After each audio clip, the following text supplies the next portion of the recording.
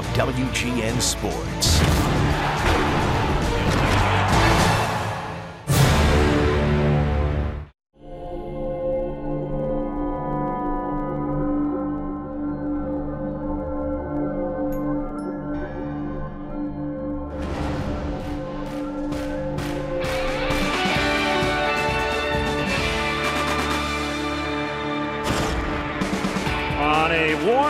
Humid evening on the north side. We're set for Chicago Cubs baseball. Game 3 of a 4-game series. Reds and Cubs have split the first 2. Welcome to Cubs baseball here on WGN. Along with Jim DeShays, I'm Len Casper. We got a little rain earlier. Hopefully it'll stay away the rest of the night. Cubs in a soft part of their schedule, but the rest of the division's not going away. No, the Brewers came from behind to beat the Pittsburgh Pirates today. Pirates had an early lead. Brewers hit a bunch of home runs. That's what they do. They're now 1 game behind the Cubs with their win today. The Cardinals are in Boston again tonight, facing the Red Sox. So it's been a kind of an interesting run here over the last couple of weeks. The Cubs in this stretch of 13 consecutive games against last-place clubs. Yeah, they've scored 16 runs in the series, but 15 came Monday night, and they'll face Homer Bailey for the first time in 3 years. This is 3 arm surgeries since, and John Lackey unbeaten since the break. Yeah, last 6 starts, 5-0 with a 3.62 for Lackey. Solid last time out against the Diamondbacks. Homer's got an 8-something ERA, but for whatever reason has been better on the road. His last 5 road starts, he's got a 3.03. So Cubs baseball coming up, and we hope to see a lot of that, which would mean more Cubs home runs. Walk Up Wednesday, by the way. We'll have Cubs baseball next.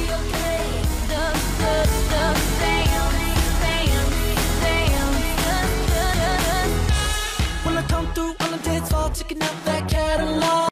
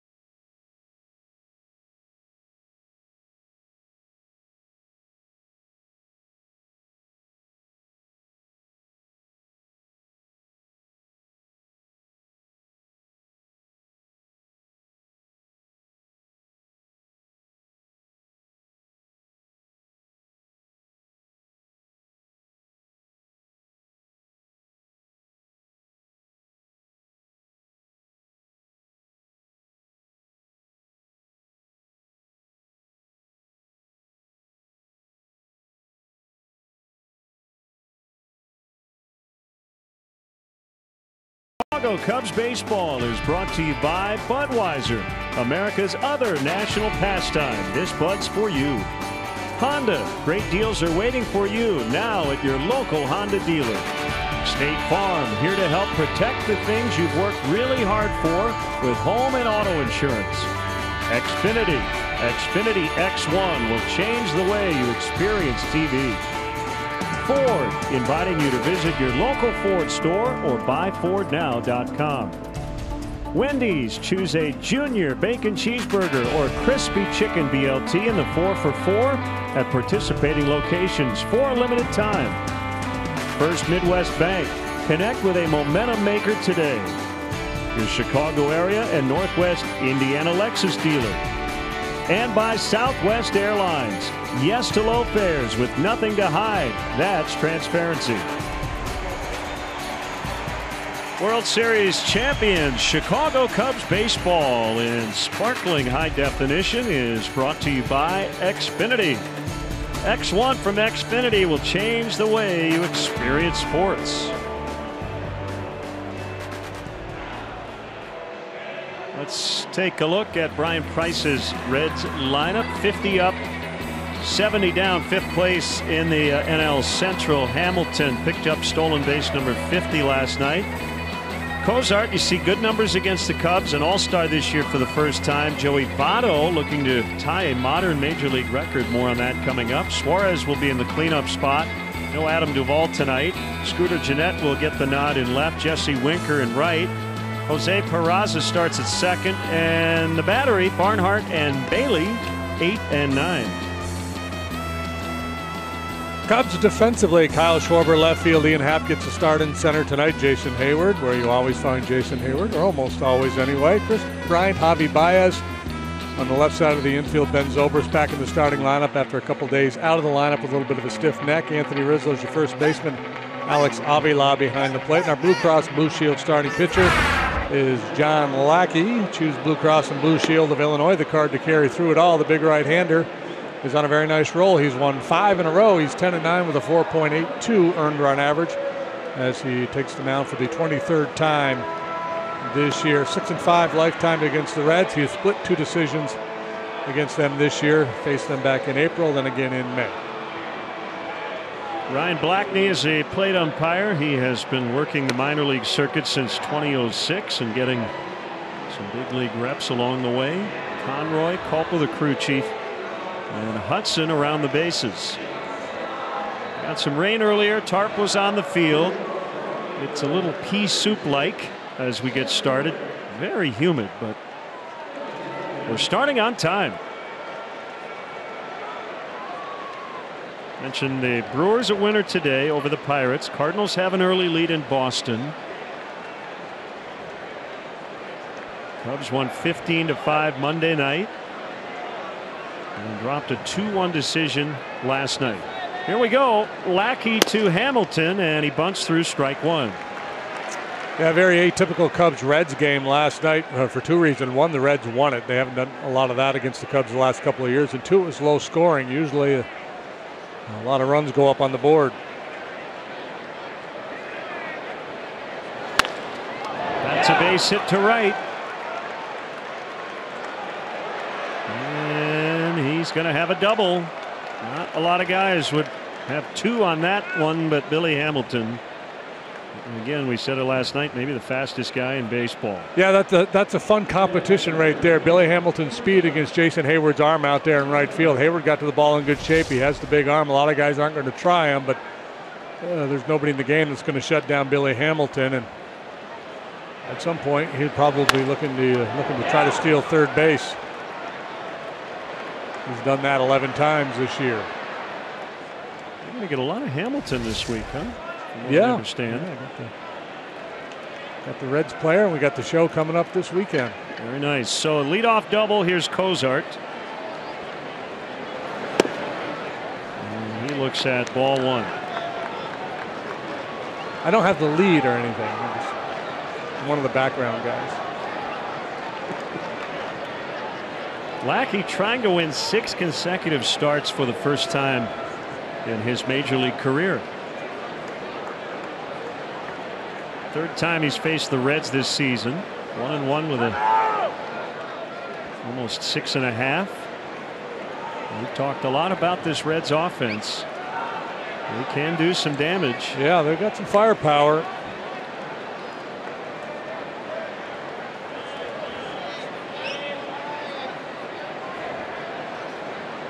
Long pause before a 1-0. Dropped down a little bit. The pitch was down.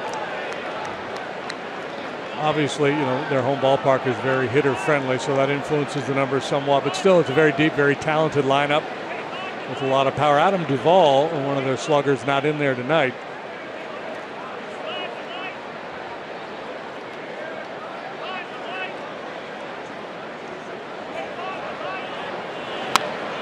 2-1. Time now for your game time conditions. They are brought to you by Fox Ford. Fox Ford, your downtown Chicago dealer. Check us out at foxfordchicago.com. 81. Not much of a breeze. Small chance of some showers. And again, that high humidity. They're sitting in a sauna. Votto on deck and a 2-1 to Cozart. Misses 3 balls and a strike. Joey Votto on base 6 times in this series, so you'd rather not face him with nobody out and 2 men on, that's for sure.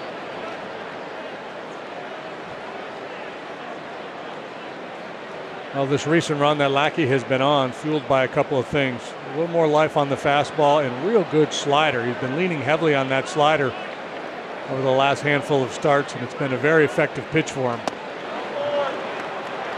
Ball 4.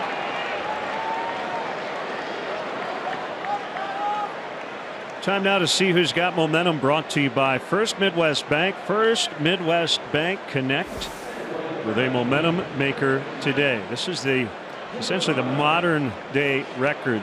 Ted Williams in 1948 reached twice in 21 consecutive games. Joey Votto 1 behind him. After 3 hits and 3 walks. That's a base hit.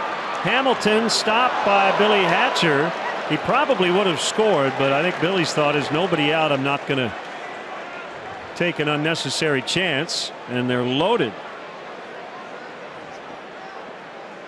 Votto on for the 7th time. Yeah, either that or Hatch took the under on total RBIs for Joey Votto this year, because I thought for sure with Billy Hamilton this is a go situation. Hayward's got a long way to go to get that ball. Jason's not even thinking about making a throw home. Hamilton's lucky he didn't get hurt. I think he was very surprised he was stopped.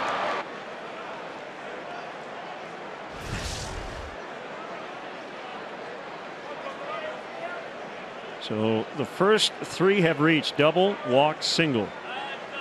Infield back, double play depth. Suarez takes ball 1. Well, just trying to avoid a big number here. John has really struggled with the home run ball this year. It's heavy air here tonight. There's hardly a breeze.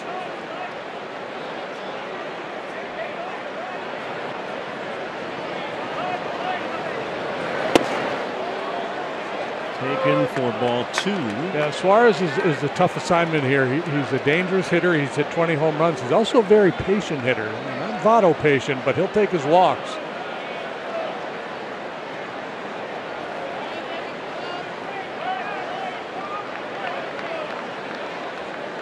One career grand slam for Suarez.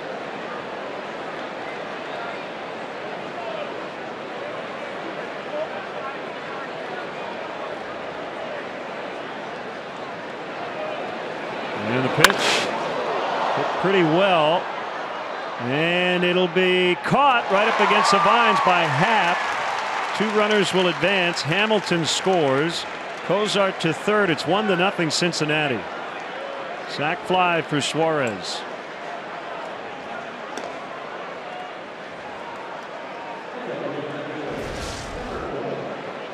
Well, that's a happy pitch right there. Lackey needed an out. He got it. Reds got their run home. Suarez gets his RBI.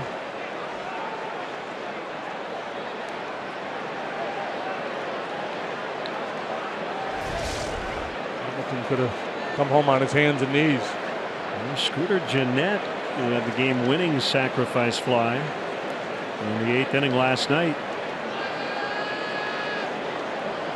Homered on Monday, his 20th. Also pitched late in that game. He's playing left tonight.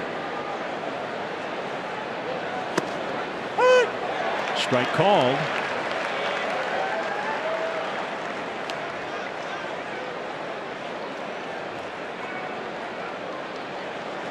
Scooter is 9 out of 24 against Lackey with a home run. A .375 batting average.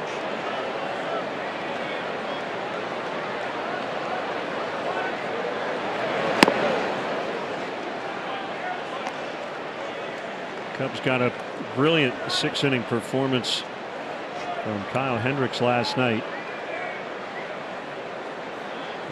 Vintage Kyle. Yeah, wasn't it? he was fun to watch, man. He had great command of his fastball. He and Victor Cartini did a lot of chatting throughout that outing.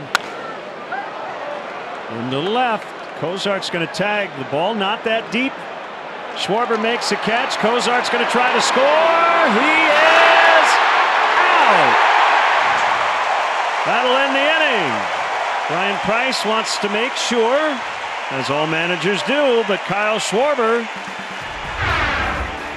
turning the 7-2 double play. It's the Reds 1, the Cubs coming up.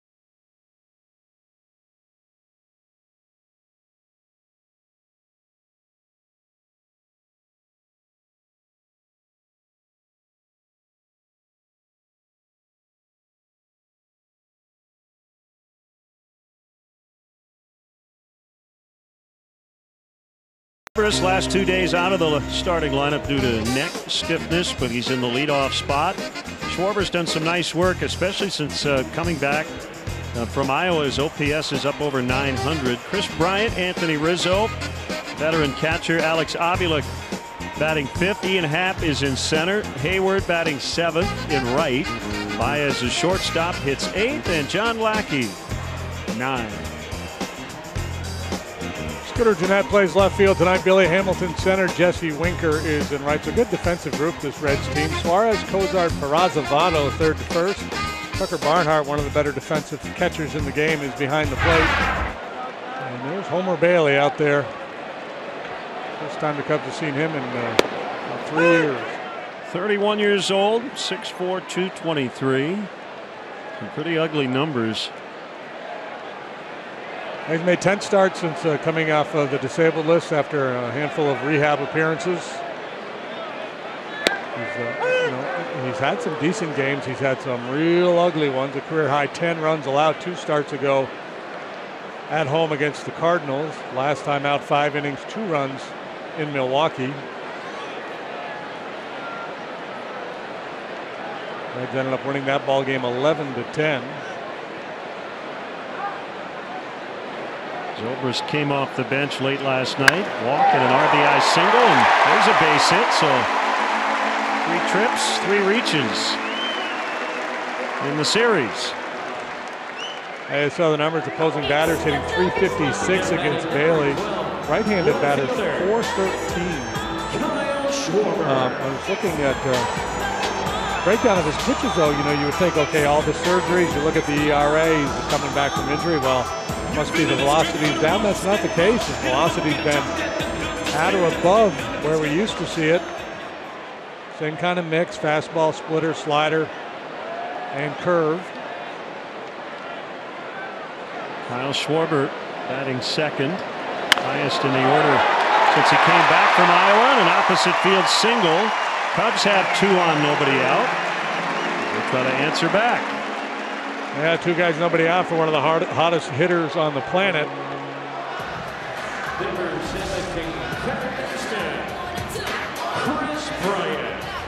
By the way, not to get lost in the shuffle, and a perfect throw by Schwarber to get Cozart at the plate. I thought that was a good send by Billy Hatcher. We talk often about the one-out sac fly send.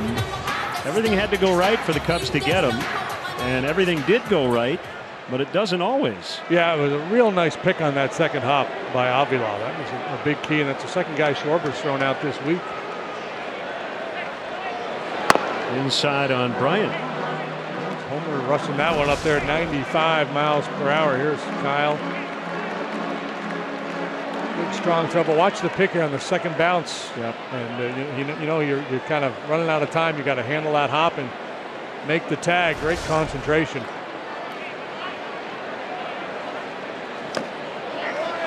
Two 2-0 on Chris Bryant. So Reds only got one after loading the bases with nobody out. The Cubs had 2 on, nobody out against Bailey. Yeah, that's kind of a scramble bogey for Lackey there in the first, because it looked like he was about to make a triple bogey, and very nice job getting out of that, allowing just the one.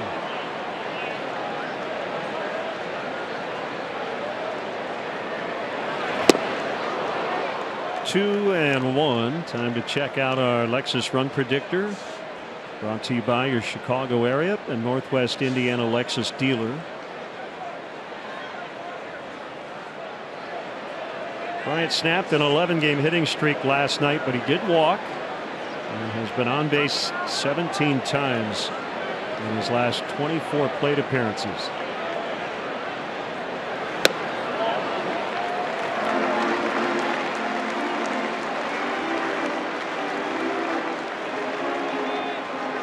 Rizzo on deck.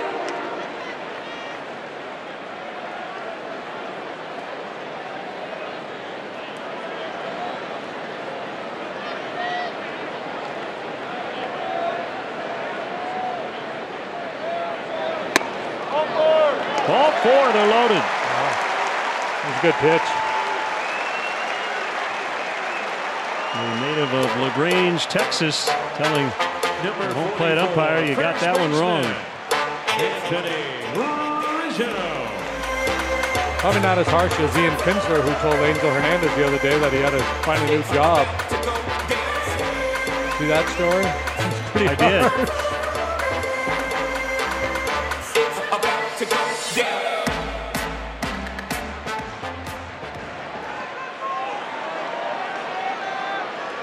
Both teams loading the bases with no outs. Let's see what the Cubs can do. Zobrist third, Schwarber second, Bryant first.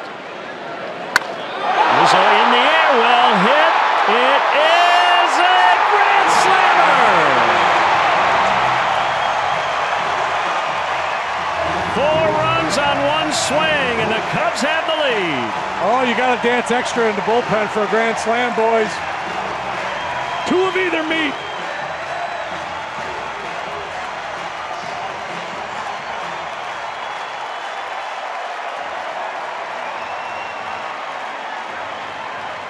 Couple off-field singles. Bryant works the walk, albeit on a questionable call for ball 4, but then Rizzo, boom, 28th home run, 3rd grand slam for Anthony.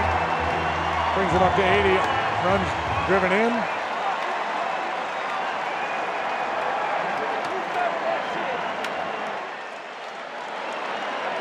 Four batters, 4 runs. Pretty good ratio.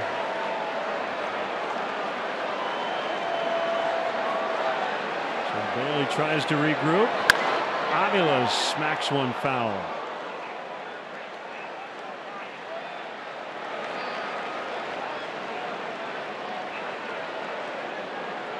So in 10 starts, Bailey has allowed 8 earned runs on 2 occasions, 10 on another. He's sprinkled in a handful of decent ones, but it's been a tough go for the veteran right-hander.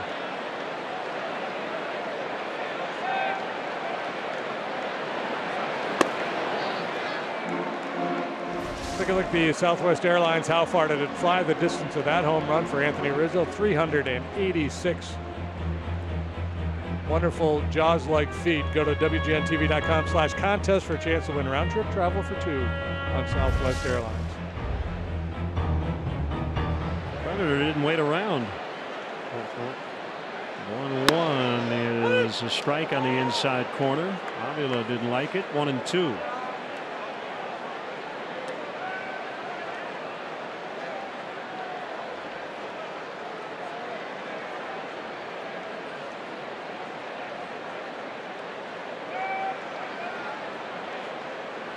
Season numbers mostly compiled as a Detroit Tiger.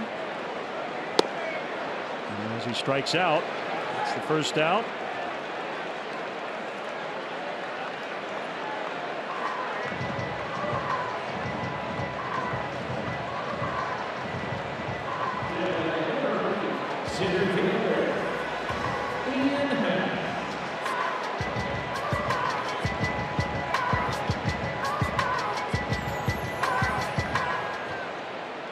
Switch hitting Ian Happ.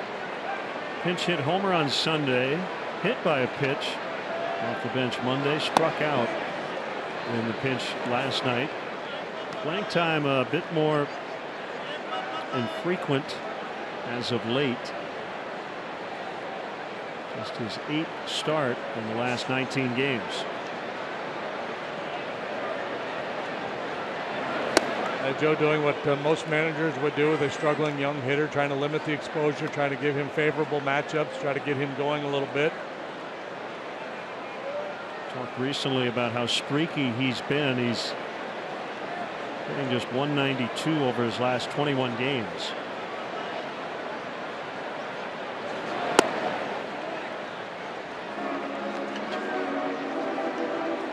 Rizzo's 3 grand slams all have been hit here at Wrigley.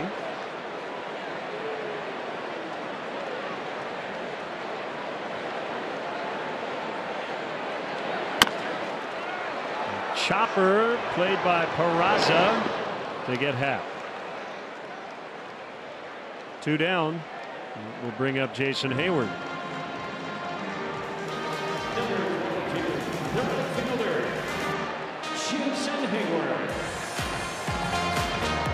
Amazing how quickly your fortunes can turn in a ball game, right? John Lackey's out there with the bases loaded, nobody out, wondering what kind of damage he was going to give up there in the top half of the first.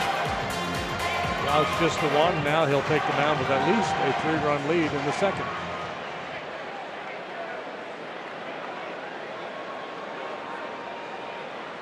I did the math there. 4 minus 1.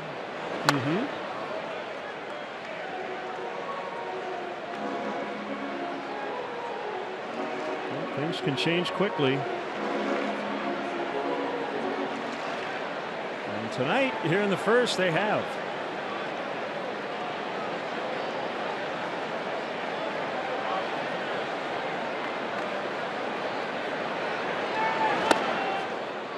Good slide ball there from Bailey.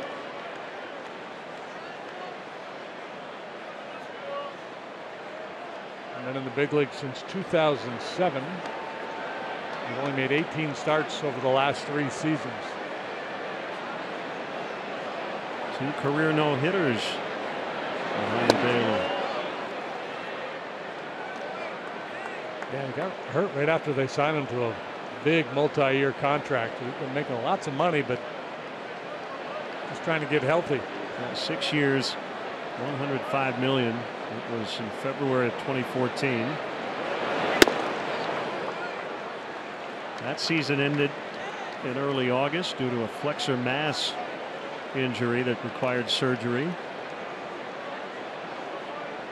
Tommy John surgery the following May. Arthroscopic elbow surgery this past February. Also been on the DL with shoulder issues in his career. So he goes 1, 2, 3, but after Anthony Rizzo clears the bases with a grand slam, it's 4-1 Cubs after an inning.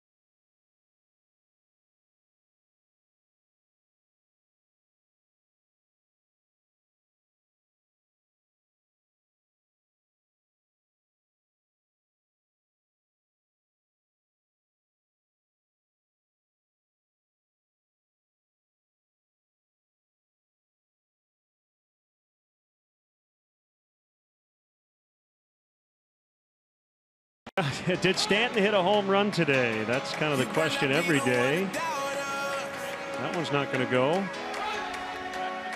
Hit by a pitch from Matt Cain. Check out our Mazda replay cam. Earlier this afternoon, his home run streak ended at 6. Says he wants to hit 61. Home run streak of 6 consecutive games, 2 shy of the major league record held by 3, including his manager Don Mattingly. Marlins won that game 8-1 over the Giants. Meanwhile, 2-0 on Winker as we start the second. 4-1 Cubs.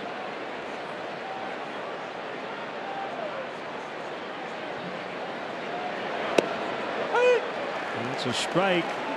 It's 2-1.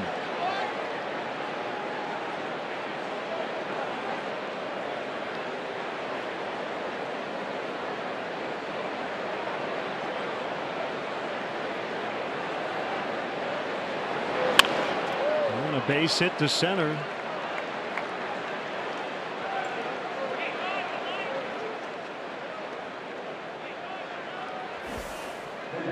Last 13 games for Mike, that's what we used to call him, Giancarlo Stanton, 11 home runs, and an OPS of over 1,500. He was the player of the week in the National League last week. I find it kind of refreshing that he said he's setting his sights on 61 home runs. Most guys say, I'm just trying to see the ball and hit the ball and have good at-bats. He's got a target.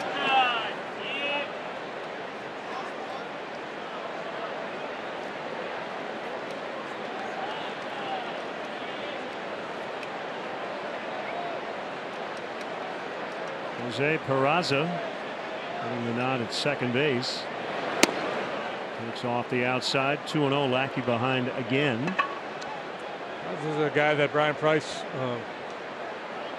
played a little hit and run with. He almost never walks. He has good bat to ball skills. Count on him putting it in play. And he had a 53 plate appearance streak earlier this year, during which he did not strike out.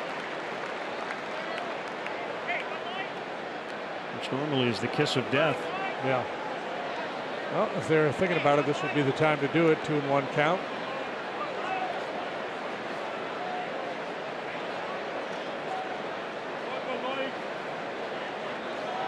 Winker doesn't look runner show, does he? His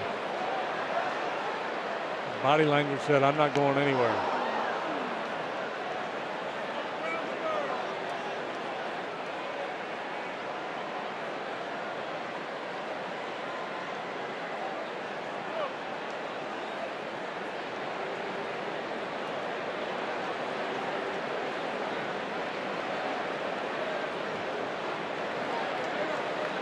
Two and 2 on the Reds' second sacker, make it full.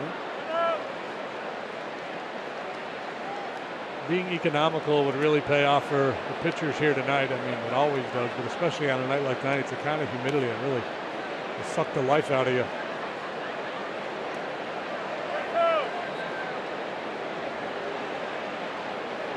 Both these big right-handers are from Texas. They're used to the heat. Ball 4.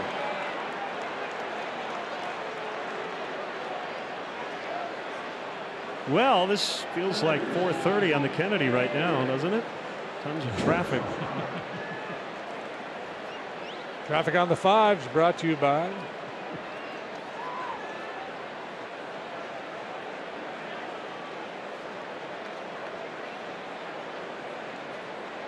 So the Mets are shorthanded tonight, so Travis d'Arnaud, the catcher, is playing the infield tonight and moving him all over the place to try to kind of hide him against the Yankees, which will make for an interesting box score. Aaron Judge has homered in that game. 1-0 on Tucker Barnhart.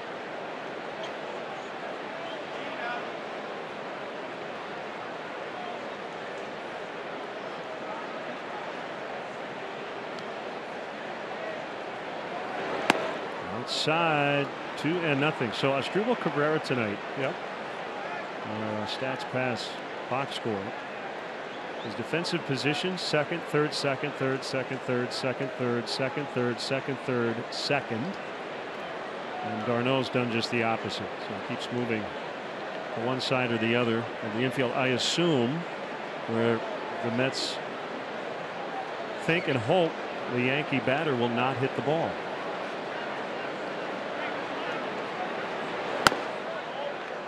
Three 3-0. Pitcher is on deck, Homer Bailey.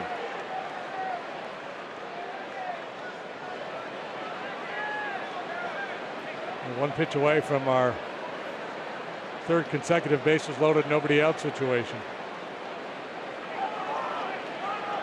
We got a balk. Home plate umpire Ryan Blackie made the call, so a balk on John Lackey. I didn't see it. Did he flinch? I don't know. I was looking at my stat sheet. He's not arguing it. Yep. That's terrible. Yeah, you're that's terrible. You're not in on the ticky-tacky balk calls. 3-0 swing popped up. Boy, this will be a big out. With a pitcher coming up, Barnhart pops to Zobrist, and the runners have to hold.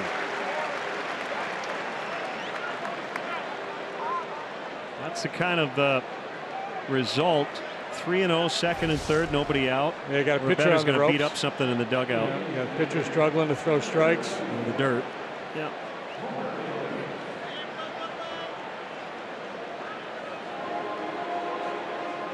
You got the green light there. You can't get beat by that fastball. You got to have the head out in front. Easy to say from up here.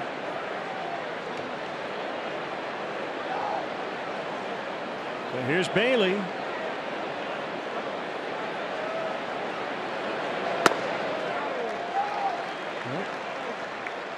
He handles the bat well. Gave him one swing there. Got the infield pinching at first base, Rizzo. Homer's 3 out of 13 this year. Career 159 hitter. I don't think it feels like, you know, a safety squeeze kind of night, right? At this stage of the ball game, already down 3 runs.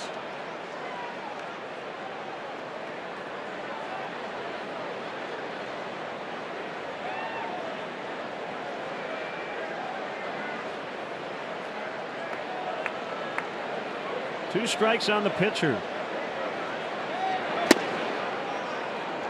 If you throw that 3 more times, will he not swing? I don't know, but I bet you could run a fastball in on his knuckles and get a ground ball back to the mound.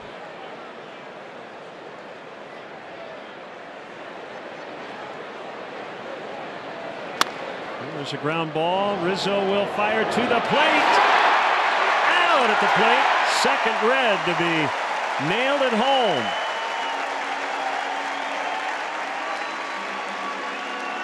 So Winker is out, 2 down.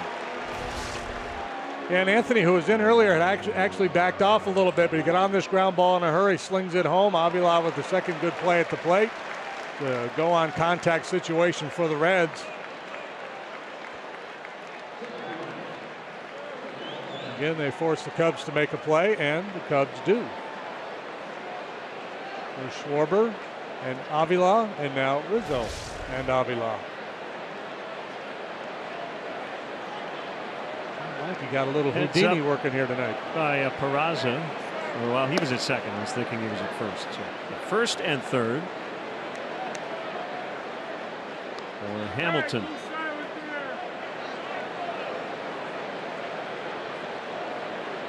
Forgot about the balk. So Peraza already was at second.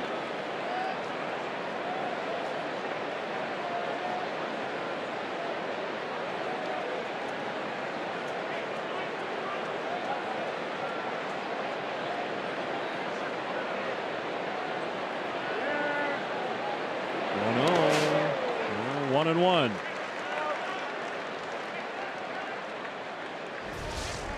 StatCast is powered by AWS.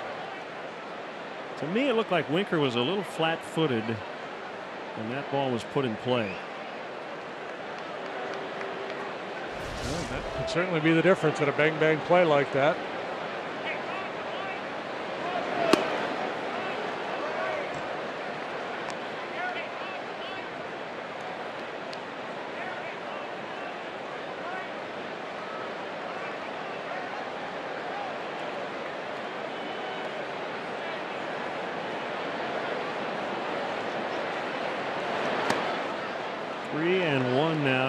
Who doubled to lead off the game and scored on the Suarez sac fly. Yeah, it's such a muggy night. There's a lot of sweat. You see Lackey having a hard time finishing some of those breaking balls. They're just kind of squirting out of his hand. He's having some grip issues here tonight.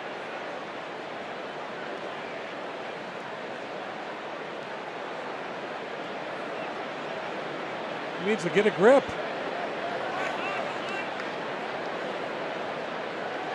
Oh, we all do. The 3-1 to Hamilton, fouled. It's full.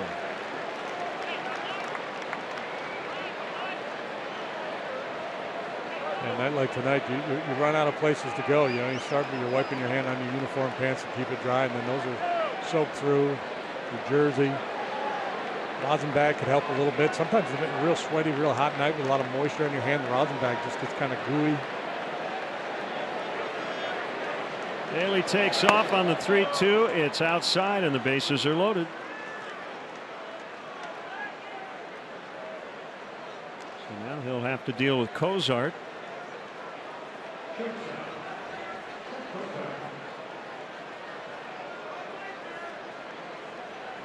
you see him trying to find a dry spot just to improve that grip.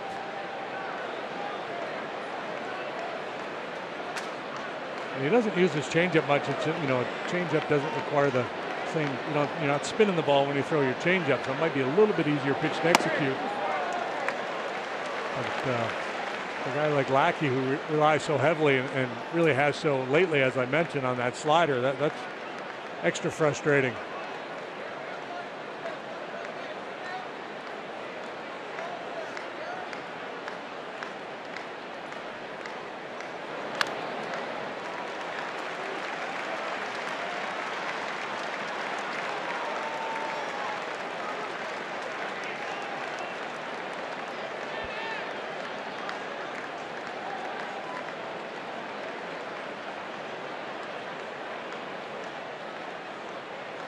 Two strikes on Cozart. Bases loaded. Joey Votto on deck.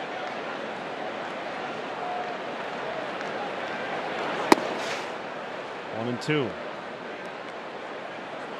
An awkward landing. Lackey doesn't look quite right. He may have cramped up when he really drove off that back leg trying to drive that fastball down and away. So you get the sense that he doesn't feel comfortable with the curveball and the slider. So changing the angle a little bit on the fastball, trying to be very precise. Ed Halber out to check on him. Out of sorts here for sure.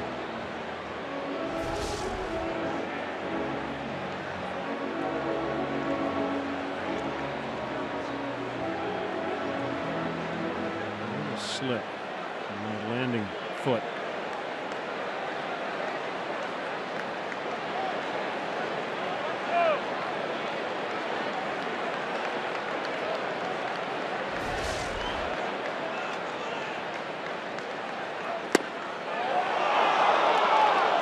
Thought he had him, and our Xfinity Pitchcast thought he did too.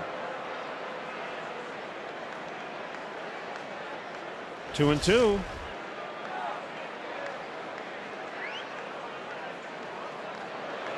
That's a quality pitch.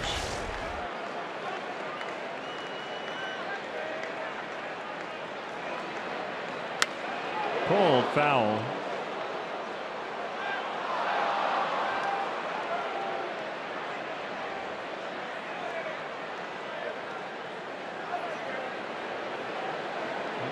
John a number of times struggle early, then settle in and end up giving the Cubs 6 innings when you thought he would never get there. Lately, been a lot of short starts for him, albeit effective and winning ones.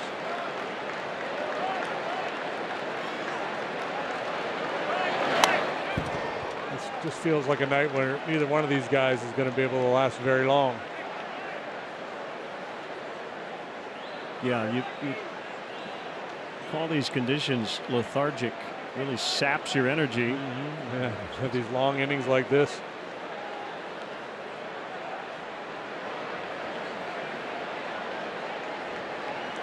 Two balls, two strikes. Having a hard time putting away Cozart. The pitch in the air, and this will get Lackey out of it. Schwarber comes on.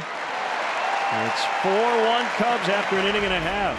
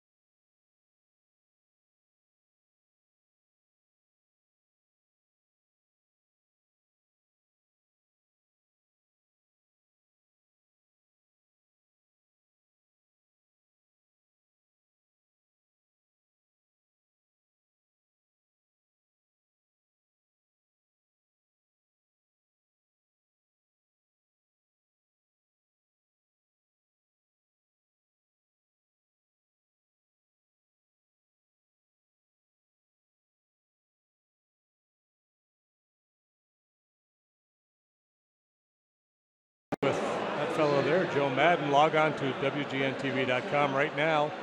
Click on the WGN Sports Game Zone banner. Connect to all the up-to-the-minute stats and information while you watch from home. Game Zone is sponsored by The Great Escape. Pools, patio furniture, hot tubs, and more. Everything you need to have more fun at home this summer. The 31 pitch top of the second for John Lackey did not give up a run. But he did not break. Only allowed one in these first two very laborious innings. 8-9-1. Baez, Lackey, and Zobrist. Anthony Rizzo with a first inning grand slam off Bailey.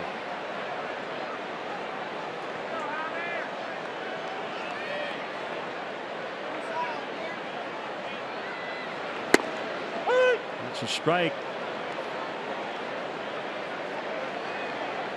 Baez having a nice month of August. 13 games in. He's got an OPS on base plus slugging of .999.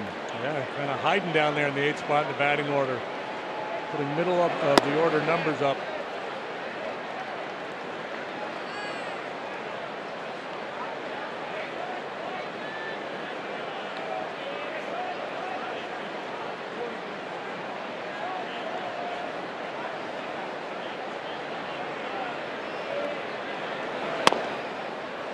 Played inside. It's 2-1.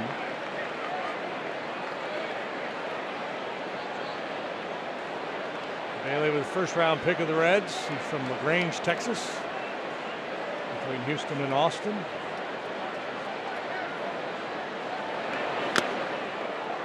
So that was 2004. He was a 7th overall pick. If you look at the top of that draft, the top 10 picks, yep, a pretty mixed bag. One guy has had a really nice major league career, Justin Verlander. He was number 2 overall. And that was the draft in which Matt Bush was drafted #1. At that time, he was a shortstop on the Padres. He's now pitching. Philip Umber went #3. That's pulled foul to left. If you look at the top 10 in terms of wins above replacement at the major league level, it's Justin Verlander and then it's everybody else. Homer Bailey, though, is second on that list. And here's the Cubs starting lineup. The last time Homer Bailey faced the Cubs, it was Kyle Hendricks' major league debut in Cincinnati. Things have changed a wee bit. We were trying to guess the starting lineup, and we didn't get all of them.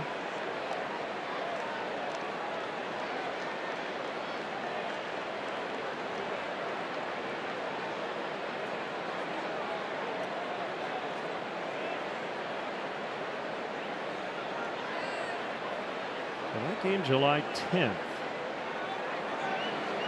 2014. That was the Aroldis Chapman Anthony Rizzo game. And Anthony threatened their bench, said, "Let's go." Baez strikes out.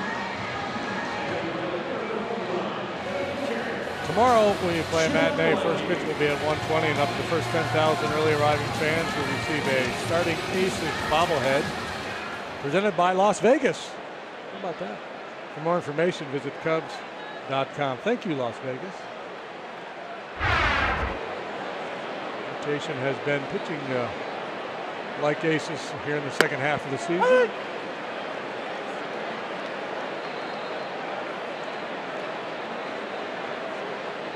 Bailey, he's a new man after the Rizzo Grand Slam.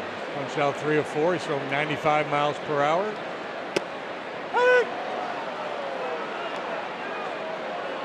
Wondering if John's going to swing in this sequence here. Just trying to save his energy. He's playing possum. He's going to swing as hard as humanly possible on 0-2 and try to jog around the bases.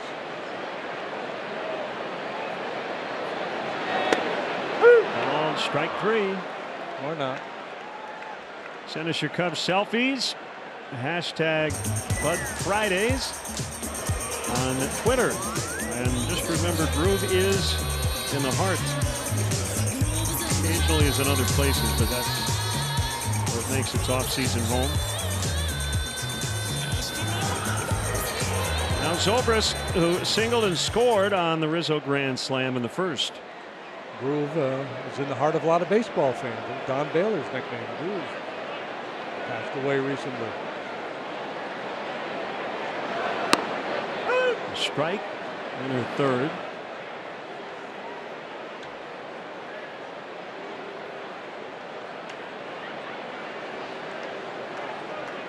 A tough year for Benny. He's dealt with some nagging injuries. Trying to finish strong. Well, that's the thing, right? Players constantly say, and then obviously the narrative has changed around here with the Cubs with what they did last year, and they hope to repeat.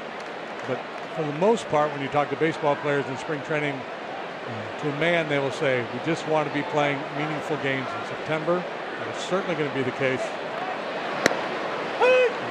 Hard to imagine any of these teams in the NL Central having a comfortable lead until we get into the later stages of September.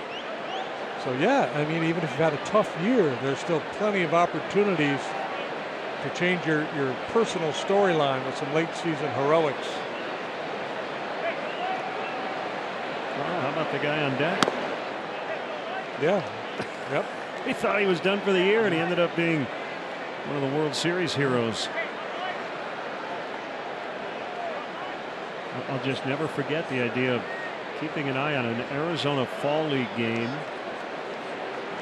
while playing in an NLCS game, as Theo Epstein and Jed Hoyer were doing. Bailey just struck out the side, and now 5 of the last 6 after Rizzo got him.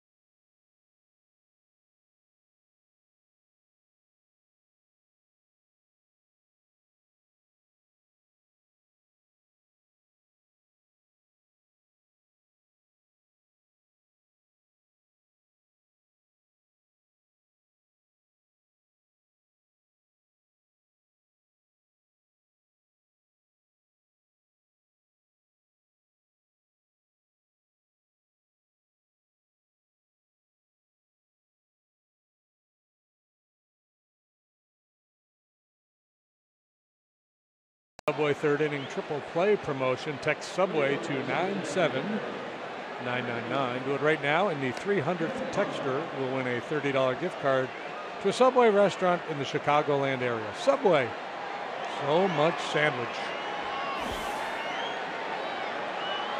And the Cubs are celebrating Bud Fridays in the Budweiser bleachers all season long. This Friday, August 18th, Budweiser will provide Cubs tank tops to up to the first 5,000 early arriving fans 21 and older in the Budweiser bleachers. Get there early. For details, visit Cubs.com/Fridays. Joey Votto, a towering fly ball to right. Hayward on the warning track. He's got it. Votto just missed a home run. And I think said something to Anthony Rizzo as he jogged past him. Bobby said, I wish our big strong guy like you. His fastball is drifting out away from him. It's a two-seamer, and that late movement out towards the end of the bat, just a little bit off the sweet spot, proved to be a difference maker. David Ross, former Red and Cub.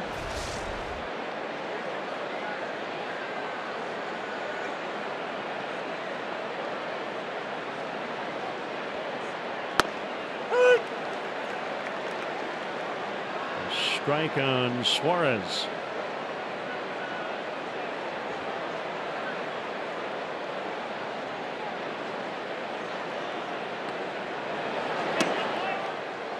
Now 1-1. Well, Lackey had to kind of sweat it out and watch that ball to see if it was going to stay in the ballpark or not. But doubly good for him because it did, and he got Votto in just one pitch.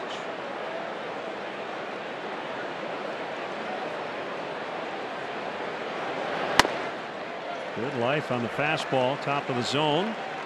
Well, if he doesn't develop the feel for that slider, he's going to go very fastball heavy here. And so what you'll see him do is move it all over, up, down, in and out, and start to play around with his arm angle a little bit, try to give the Reds hitter some different looks with that. Looking from the far first base side of the rubber. Suarez fouls.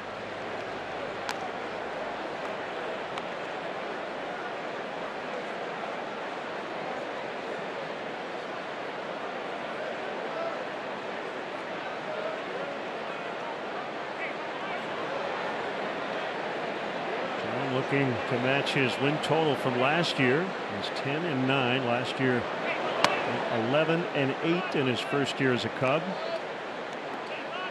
Double digits in wins every year since 2003. Second year in the big leagues.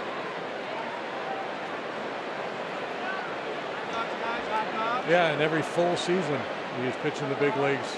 He's recorded double-digit wins.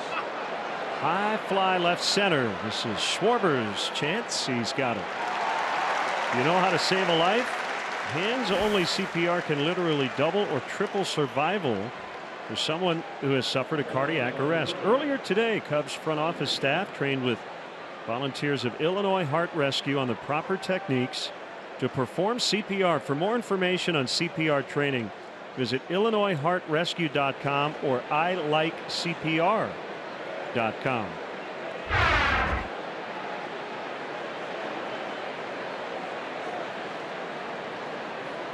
Jeanette with 2 outs. He flied into a 7-2 double play to end the first inning.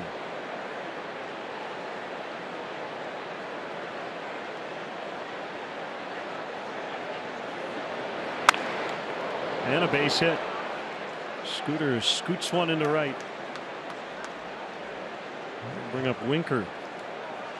Looking to be a quick, efficient inning, but more work to be done here for Lackey. Scooter has really changed his personal narrative the last couple of seasons. Picked up the power numbers significantly last year in Milwaukee and has gotten better and better here now with Cincinnati after being let go by Milwaukee this spring.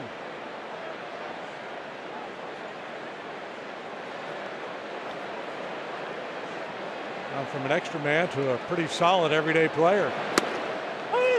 Curve. The get me over variety, and he got it over.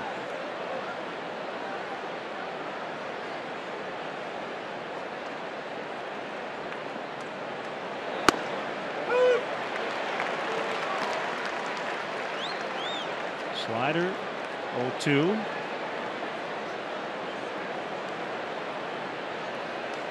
In the series, Winker has 3 hits.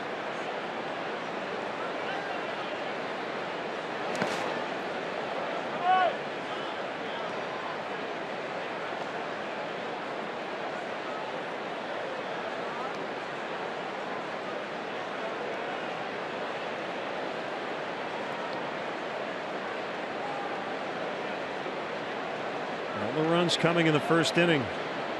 Reds got 1 after loading him up with nobody out. Cubs got 4 on the Rizzo grand slam. Winker strikes out. Reds done in their half of the 3rd. Here's the grand slam by Anthony Rizzo in the 1st, giving the Cubs the lead. I'm living in that 21st century.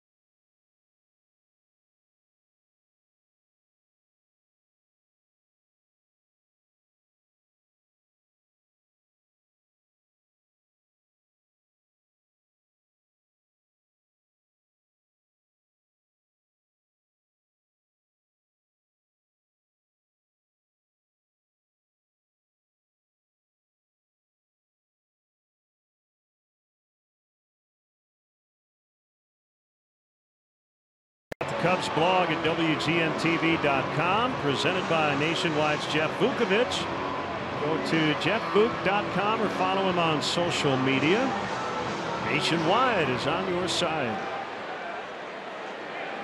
Schwarber 1 for 1 with a run and an outfield assist on defense.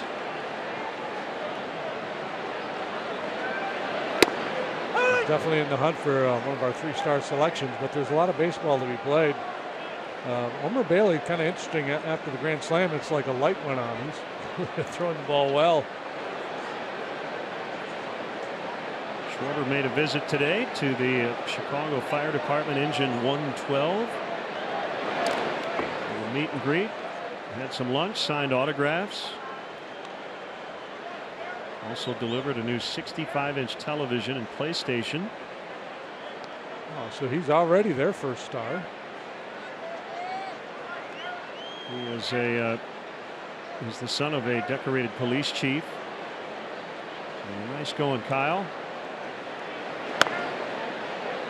Always good to see our friends across the street.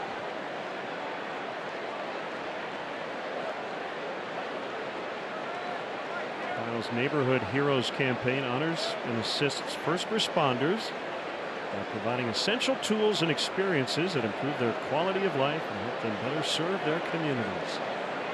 2-1 pitch is high, 3-1.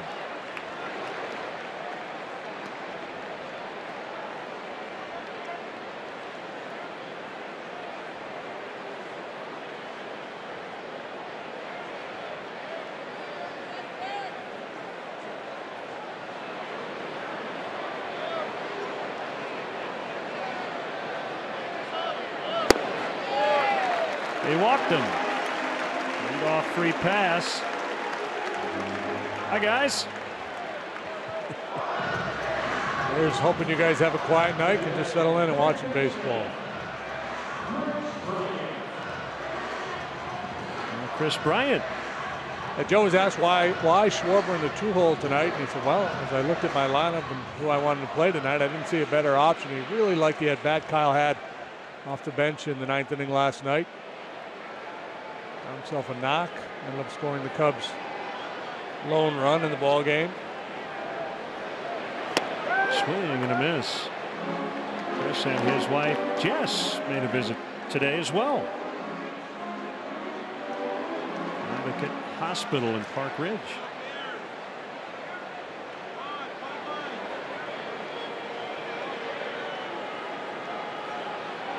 Small lead by Schwarber.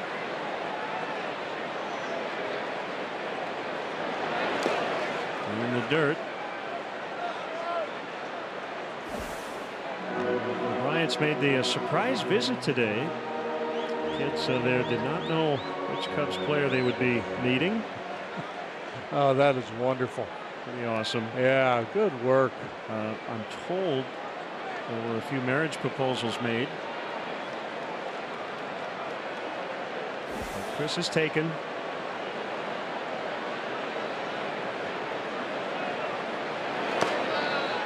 Well, you know, Joe has declared this American Legion Week. He's told the guys not to show up at the ballpark early, so what a better way to spend some extra time is go out and do some good work in the community. Yeah, and Joe and his wife Jay tomorrow evening will host their 3rd annual Respect 90 main event downtown Wintrust Building, Grand Banking Hall. Cubs.com/Madden for more on that.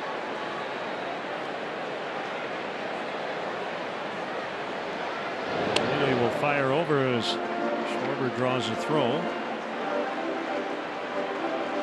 Pretty quick feed by Bailey. Barnhart behind the plate has been very good, shutting down the running game.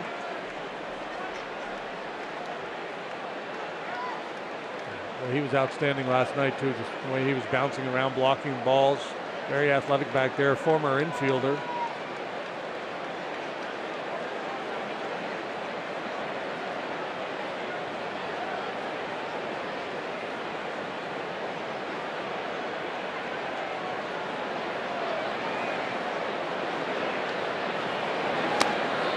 Three and one.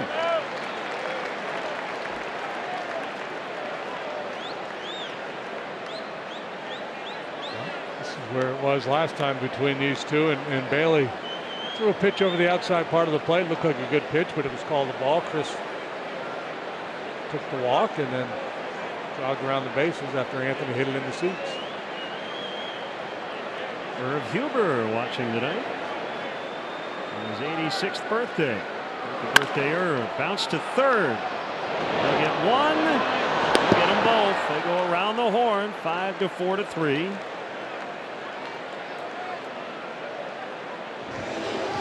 Welcome to the Cubs family, world champion babies. The newborn fan club is the perfect gift for parents of young Cubs. Receive a custom birth announcement on the Wrigley Field marquee, personalized Cubs birth certificate, new pinstripe baby beanie, and Cubs Rookie of the Year onesie. Visit Cubs.com/kids for more information.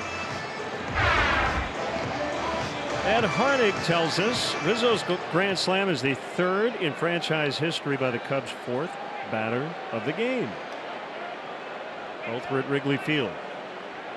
It was called Cubs Park, though, June 14th, 1923, when Bob O'Farrell did it against the Brooklyn Dodgers. Hank Lieber did it against the Boston Braves on September 12th, 1939. So Rizzo, the first Cub, 4th hitter to hit a grand slam, 4th batter of the game since 1939. He's the first one to do it in Major League Baseball this year. It's obviously a very rare set of circumstances. Bases loaded, nobody out in the first for the cleanup man.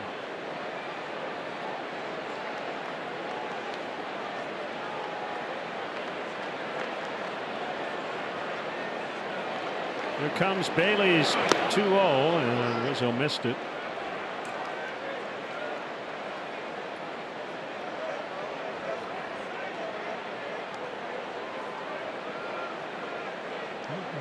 Was selling out on a fastball there. And why not? 2 outs, nobody on base, 2-0 count.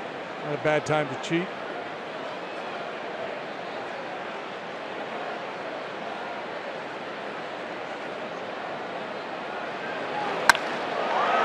hard, and this one will squeak past Jeanette, or rather Peraza. Rizzo trying for 2. Jeanette's throw is late.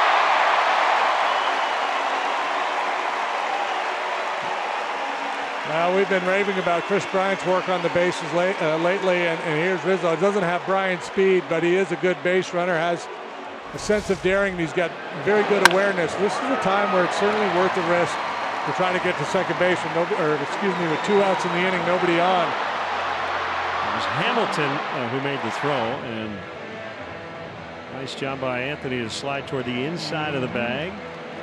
Just beat the tag by Cozart. Keeps the inning alive for Avila. First Cub hit since the Rizzo grand slam.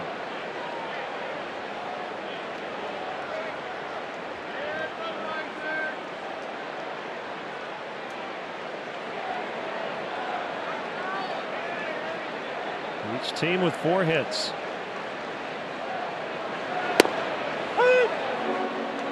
Fastball strike.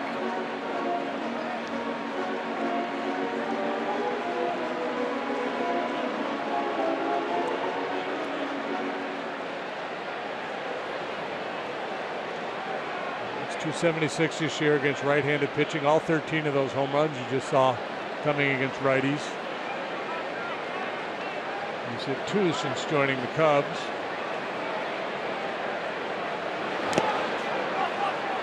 0-2 on Alex. Swings and misses with that splitter. Good action when he starts that ball down around the knees. It's got real good diving action.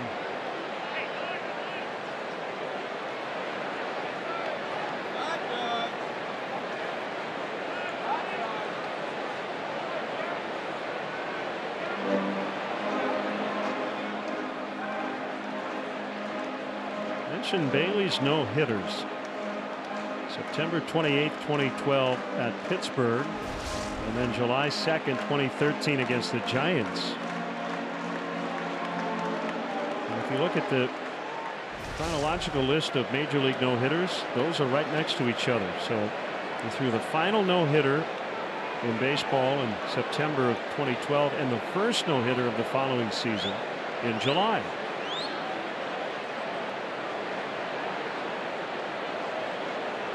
Previous guy to do that was Nolan Ryan, 1974 and 75.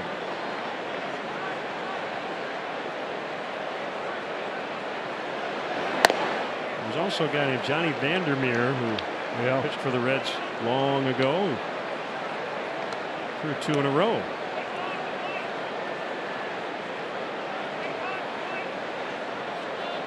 You named the catcher for Bailey's no-hitters. Same guy caught both. Ryan Hannigan. Good call. Did you know that off the top of your head, or did you read that? No, I hadn't read it. I was trying to think of recent Reds catchers. Good.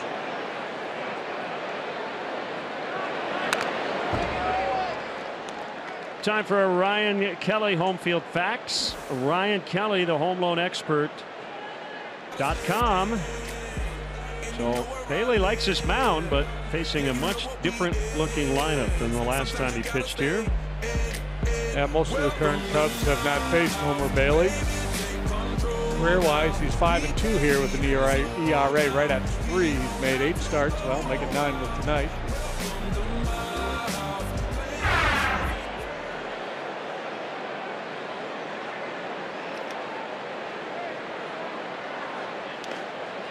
The no-hitter against the Giants.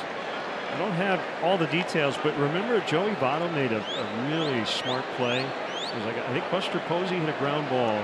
They were not going to get the out at first, but the base runner, I think, had sprayed off second base. He got that out and made that a fielder's choice. Yep. For a guy out going to third. Yep.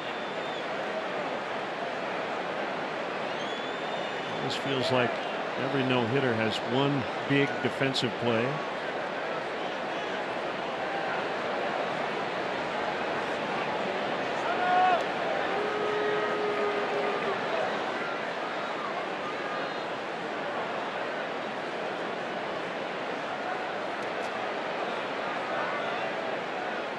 2-2 on Avila, with Rizzo standing at second.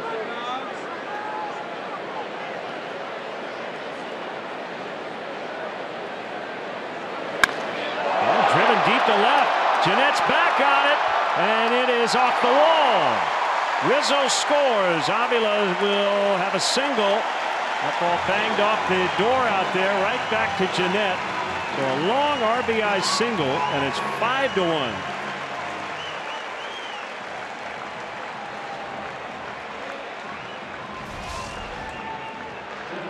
Yeah, it's again a running fastball, and Avila's good the other way. Got good power to left and left center, and he displays it right there, banging it off the wall. Rizzo, who had hustled into second base with that 2-out double, scores for the second time tonight.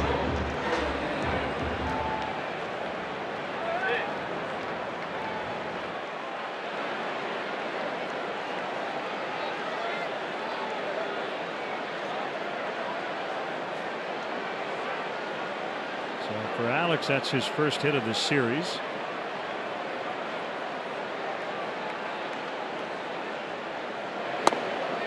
Happ waves at strike one.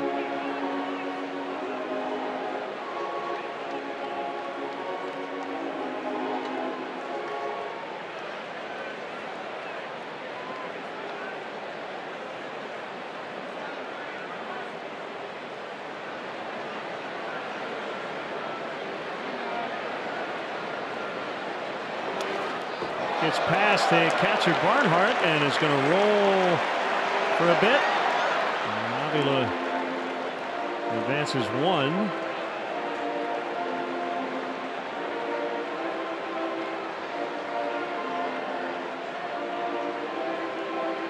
Statcast may have that as the most traveled wild pitch of the year. It might be. Oh, went a long way. Here comes Mac Jenkins, a pitching coach.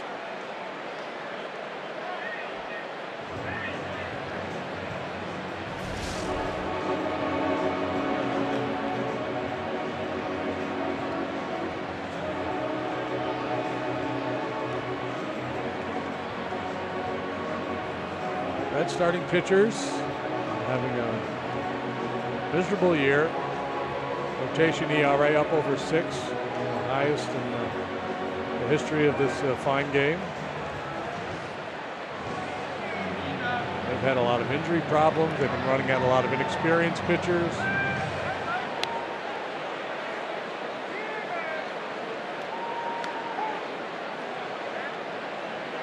There is reason for optimism, though, and even though Bailey hasn't been good, his stuff-wise, he looks strong and healthy.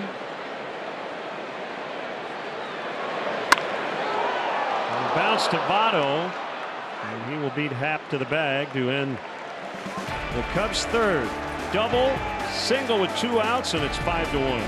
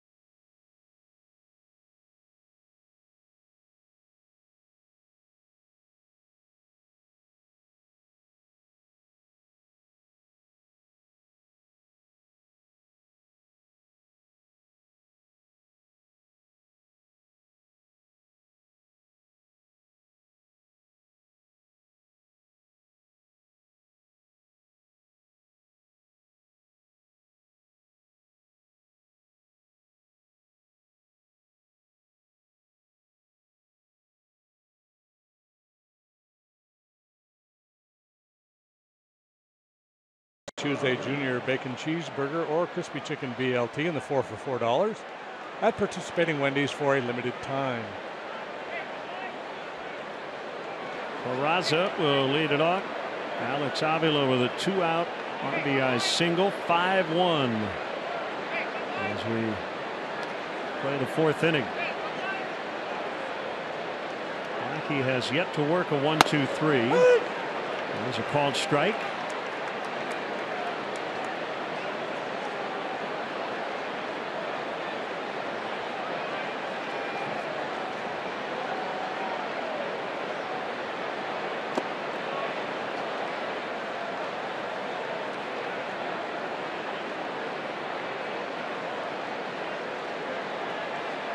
We had that shot of David Ross earlier. He's going to be skydiving at the Aaron Waters show this weekend. Man, has he crossed everything off his bucket list here in the last year? 1-2.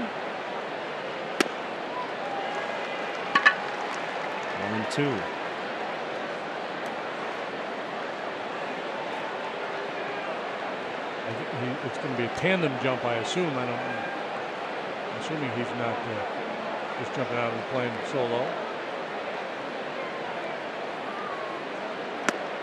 Called strike 3. You know what he's going to do after that? He's going to go to Saratoga and see a total eclipse of the sun. Is he really? No, but you know, maybe. He's checking everything off his bucket list. We know people who are going to be traveling to get a really good look. Although we'll make sure that you heed all of the warnings in terms of what you're supposed to do during an eclipse. Just staring up at that thing. Right. Well, it's going to turn into a Cub thing. Probably going to be Rossi's face instead of Jackie Gleason. You'll just see Rossi's mug there.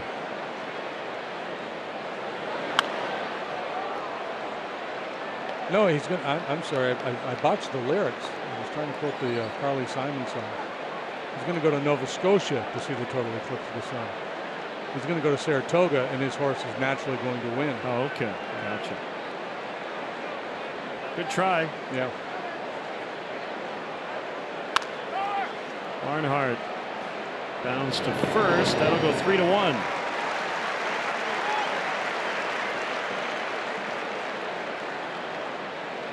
The Zach Brown Band returns to Wrigley Field for their 3rd performance Saturday, August 26th. The band stop at the friendly confines is part of their Welcome Home tour and will feature special guest Hunter Hayes. Tickets are on sale now at Cubs.com/Zach Brown Band. Bailey, the pitcher, takes ball 1.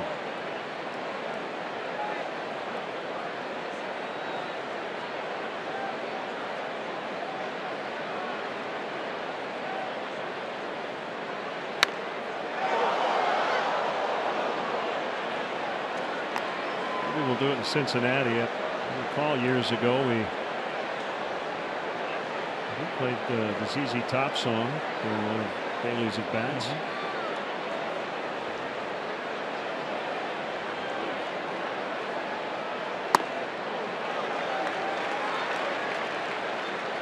One and two.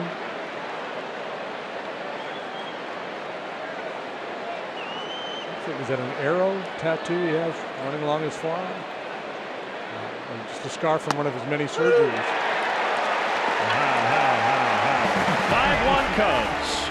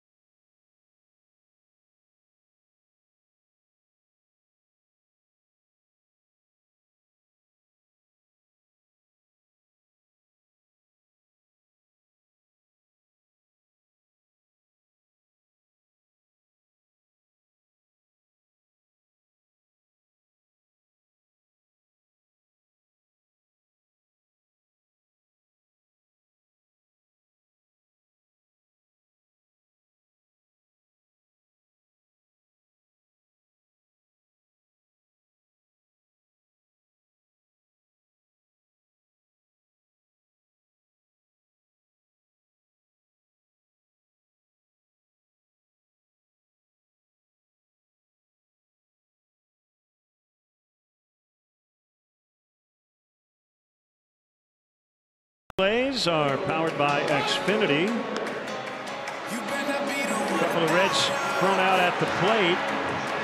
Cozart in the first inning. And then Winker in the second. Take a time high-speed replay powered by Xfinity, the future of awesome. Yeah, two very good defensive plays. The Cubs last 10 days, a couple of weeks, a little sloppy at times defensively, but on point with the execution here tonight. And invariably, when multiple runners are tagged out at home plate, the third base coach takes a lot of heat from the home fans. So I'm sure there are Reds fans saying Billy Hatcher made two bad decisions, and I would say that you're wrong in both cases. Yeah, he made decisions that didn't work out, but there were nothing wrong with the play. And the second one was a contact play. That's an automatic go. Right, and Peraza ended up at third anyway from second. So Hayward out in the deep center. Hamilton on the track makes a catch. If it stays in the yard, he's likely going to run under it.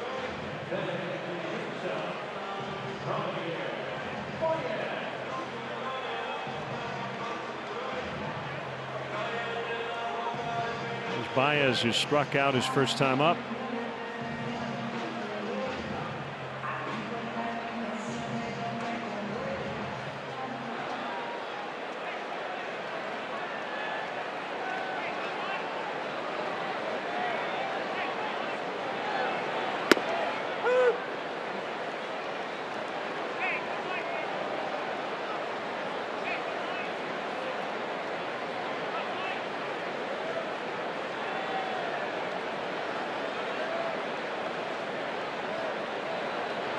Yankees won both games in the Bronx, and they lead the Mets over in Queens 5-3 in the 7th tonight. It's a 4-gamer, 2-2. The big guy Aaron Judge hit another home run, his 37th. It was like a third decker.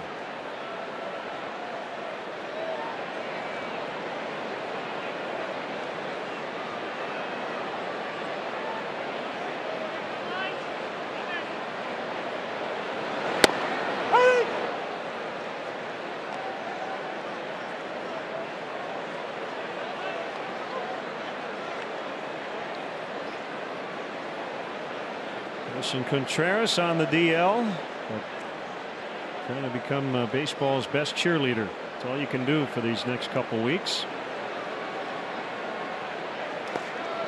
Addison Russell out with the foot injury, and they're taking it cautiously with him as well.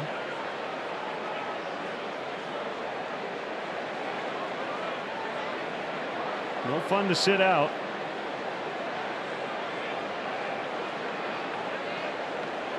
2-2 on Baez.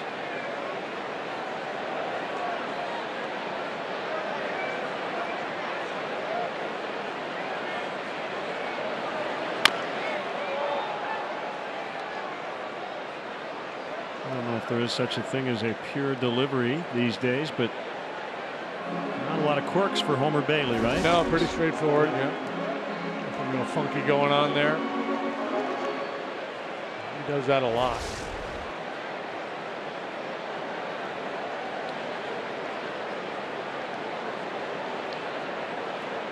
Yeah, it's kind of old-fashioned, classic power pitcher.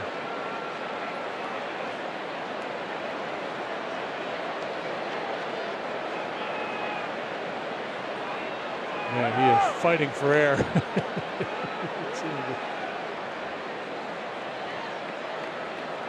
We started to talk about it last inning when he was out there, that, you know, obviously the number's not good for him tonight. They're not good for him this year, but stuff-wise, he looks strong. I'm not talking about the Reds doing anything too exciting this year, but going forward, if he does manage to stay healthy, Anthony DeSclafani's been on the DL all year. He's talented.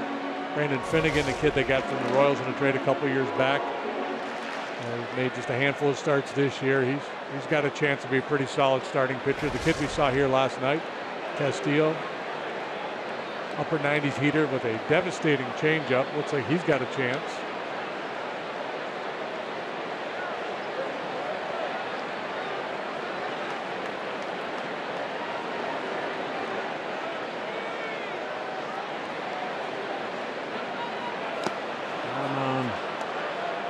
Off speed for the second time. Baez strikes out. MLB.TV Premium is back.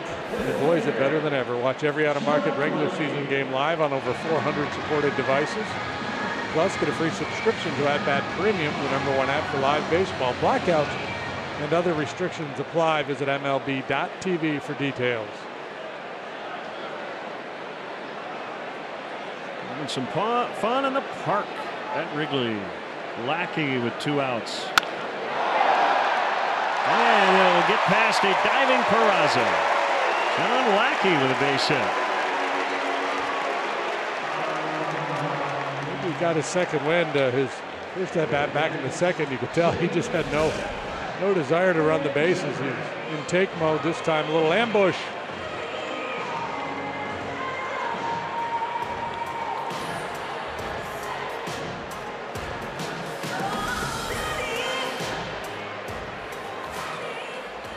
Walk-up music for Ben Zobrist, provided by his lovely wife, Juliana.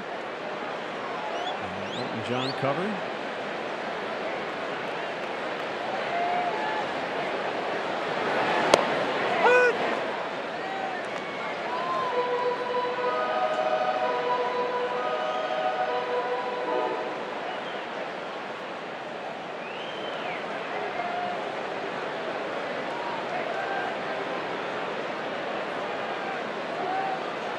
Lackey takes off. The throw to second. He is saved. Talk about an ambush. He just stole second. First of his career. He might as well just take the bag, right? They throw the ball in the dugout. Just take the bag. And earlier this year, John Lester stole a base, then hit his first career home run. So Lackey can go ahead and get a bag himself.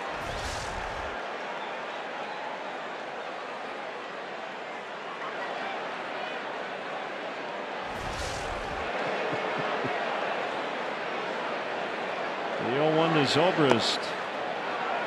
In the dirt. I'm a little surprised that the Reds aren't taking a look at that, because on that replay you saw John kind of bounce when he hit the base. I don't know if Ozark was able to keep the tag on him or not. Perhaps they took a quick peek and figured there was no reason to make the challenge.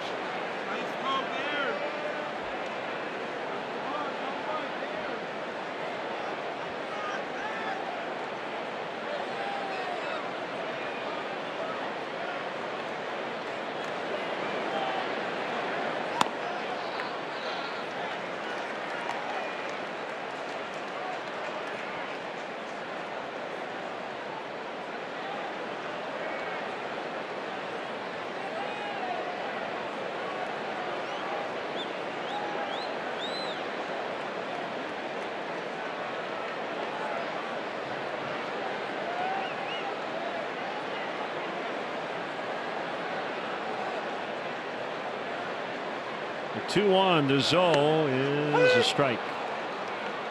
Schwarber on deck. Schwarber has done something here recently that I can't imagine has been done very often. 8 consecutive strikeouts followed by 7 consecutive reaches. You ever heard of such a thing? That's pretty amazing, no.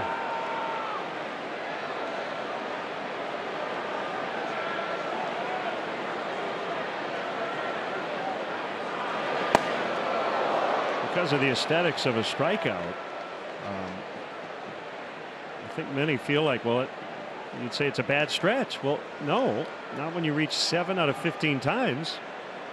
But the 8 outs were strikeouts, and he has put that in the rearview mirror.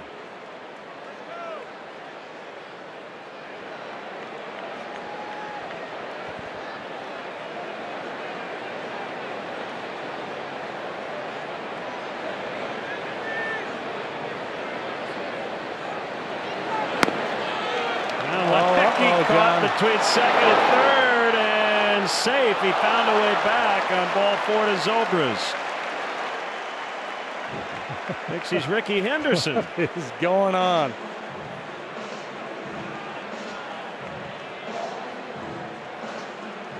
I think he's out. They're going to challenge.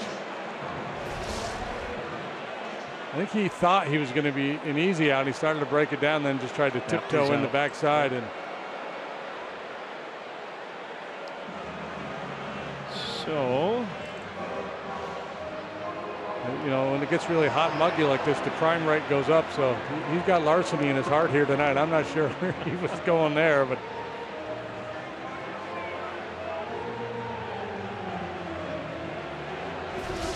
Cozart saying no, he's out. Let's check out StatCast. He's running the bases tonight like he's invisible.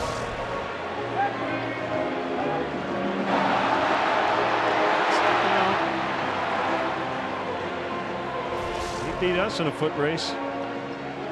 Hope.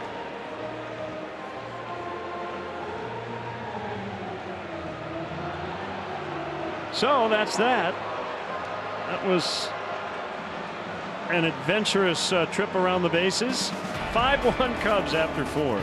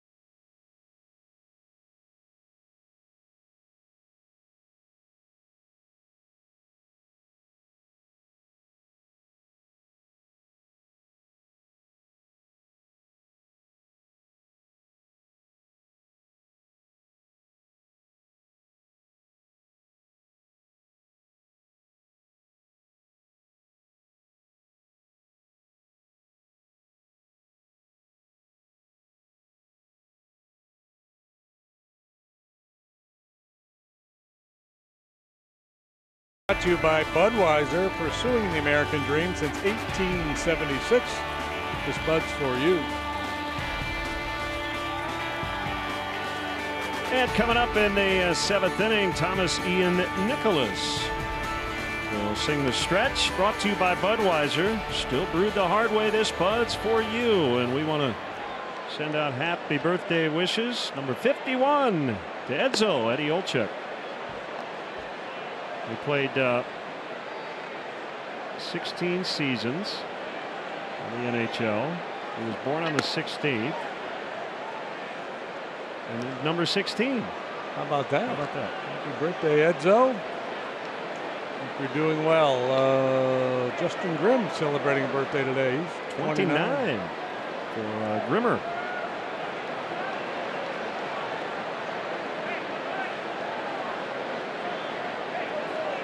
Well, let's see how Lackey responds to base running craziness. Yeah, a little rubber-legged out there.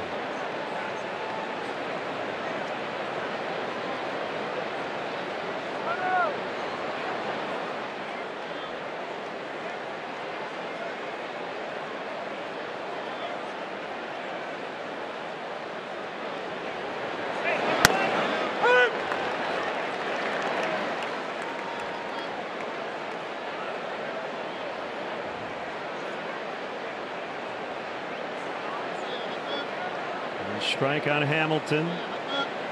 Double and a walk and a run.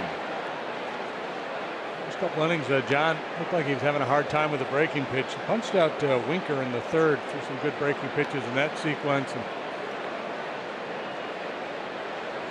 maybe he's put that behind him a little bit.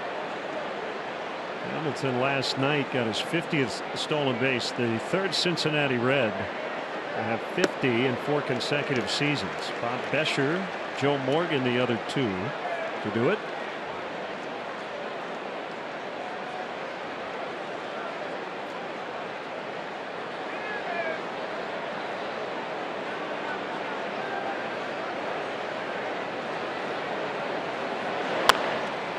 Past the mound, picked up by Zobrist. He's got to hurry. He does, and he gets him.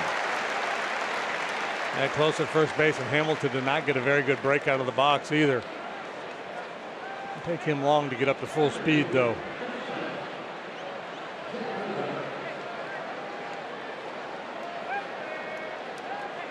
was a bit of a struggle the first couple of innings. But he weathered the storm, has allowed just the 1 run.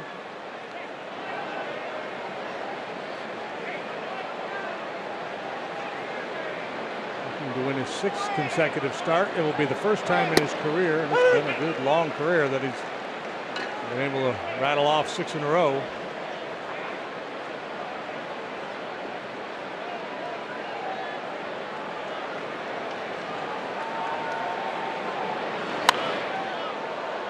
Dialed into the upper deck by Cozart.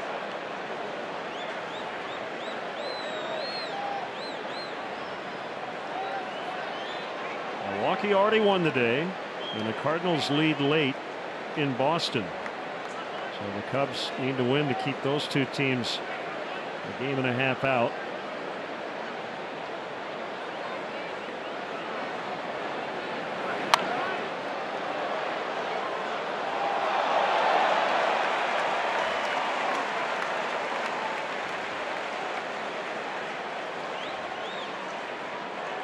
Somebody made a nice catch.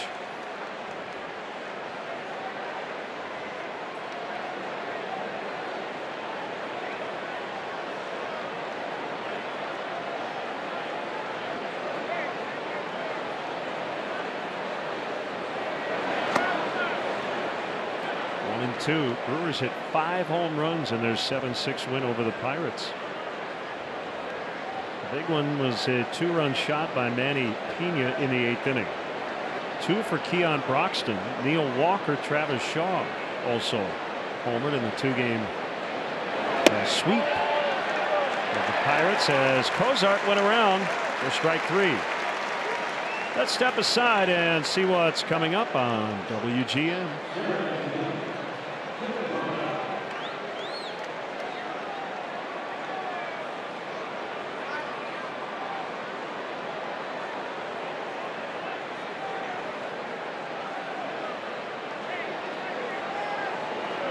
Five-1 Cubs lead, 5th inning, game 3 of 4. Joey Votto trying to make some history tonight. Singled in the first, fly to the deep part of the ballpark and right. The second time up, if he gets on base, be a hit, a walk, or hit batter. Will tie the modern record, 21 straight games of reaching multiple times. Joe Madden heaping a lot of praise on Votto before the game. Chris Bryant said he's my favorite non-Cub.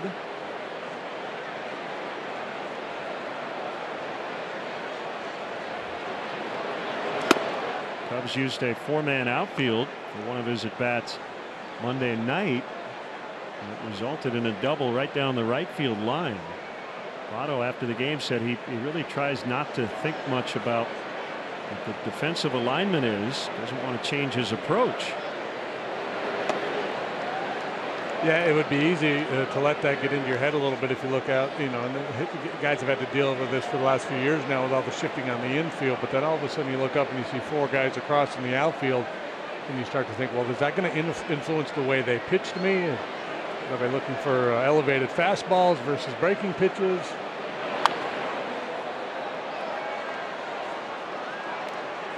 And as Joe said, and he's totally right, said he doesn't give up on a pitch, let alone an at bat.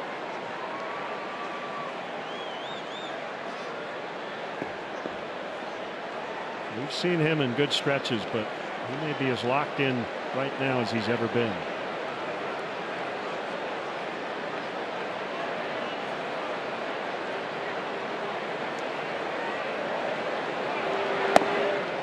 Three and two. Yeah, last couple of years he's gotten off to relatively slow starts. It's kind of hurt him a little bit. I mean, at the end of the day, the numbers have been outstanding, but this year, pretty much start to finish, he's been playing at an elite level.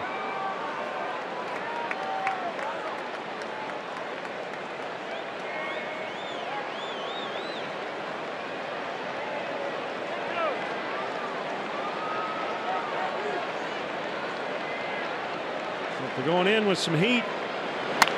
Cold foul.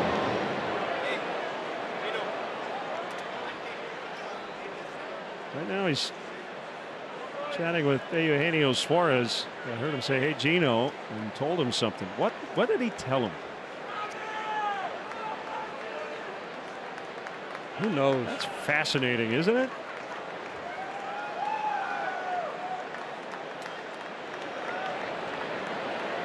Maybe he said, "Watch this." Oh, Lackey just robbed him of what probably would have been another hit for Votto.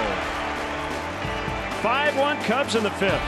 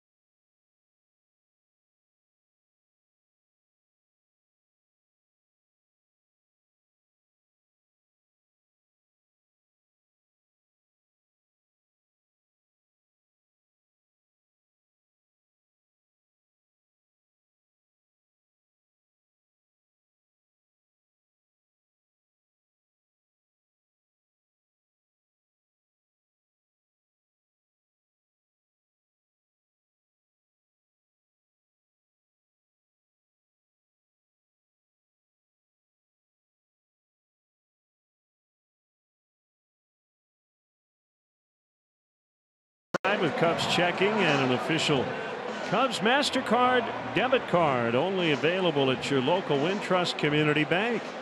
Go to wintrust.com/Cubs to learn more. Member FDIC.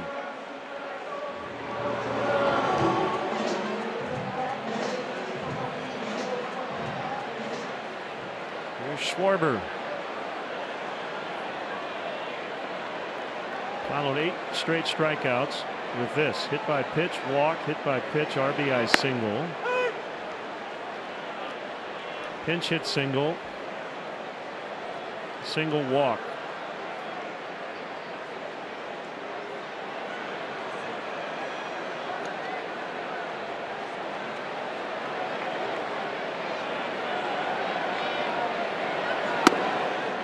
Yeah, you have to have that in this too shall pass mentality in this game. Everybody goes through rough patches, especially a big slugger like Schwarber. Strikeouts are always going to be part of his story.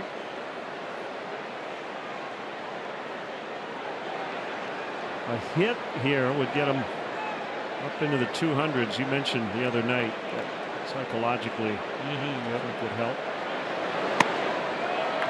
198 currently.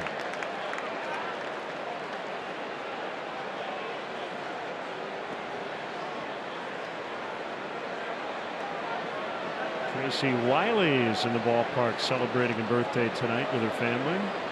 She's having a good one.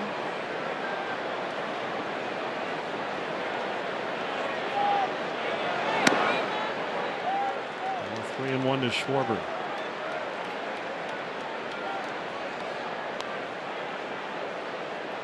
Bryant and Rizzo to follow. A tough challenge here for Bailey on a hot night, having to deal with the middle of the order here. So he might be run out of gas a little bit. He fell off that one. Those last two not even close. 8 straight reaches now for Schwarber.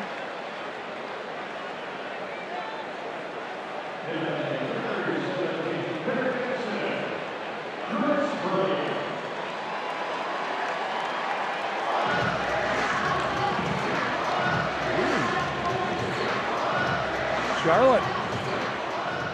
Hey, where do you live? I live on the foul pole in left at Wrigley.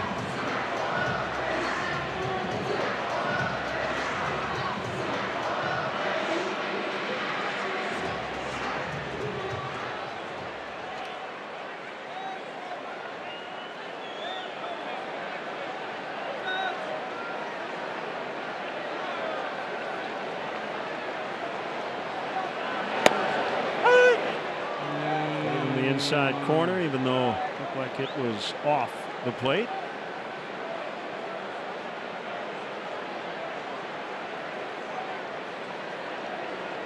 Umpires set up inside and they get a better look at that pitch. A lot of times they see it better, they call it. Back to the strike, 0-2. I think back to the 3-1 pitch that Chris walked on first time up. Outside part of the plate.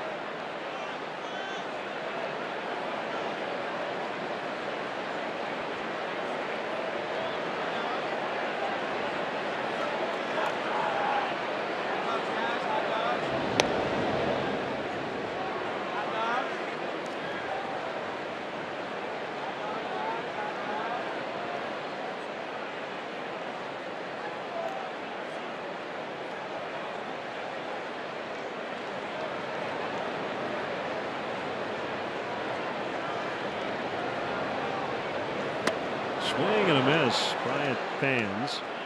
That's out number 1. Here's Rizzo's. Got a grand slam and a double tonight.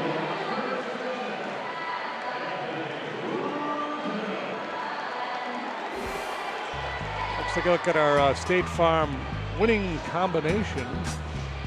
Last 12 games at Wrigley versus the Reds. Big Riz has done a lot of damage. 400 batting average, OPS up over 1,100. Driven in 15, scored 10. State Farm here to help life go right.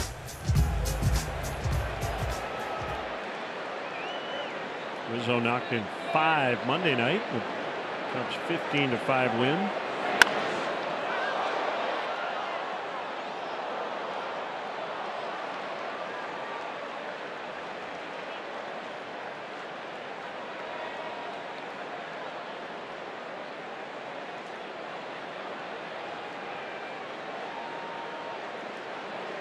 Schwarber being held by Botto at first, not literally in the baseball sense.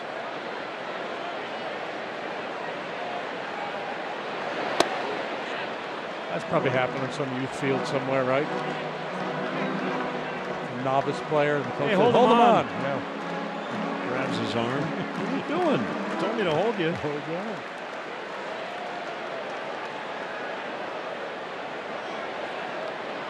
You know who would have done that? Jaime from Get Smart. Remember that character? Hop to it, Jaime. Go hopping across the room. Foul to the net. 1-2. Action in the Reds bullpen. Kevin Shackelford.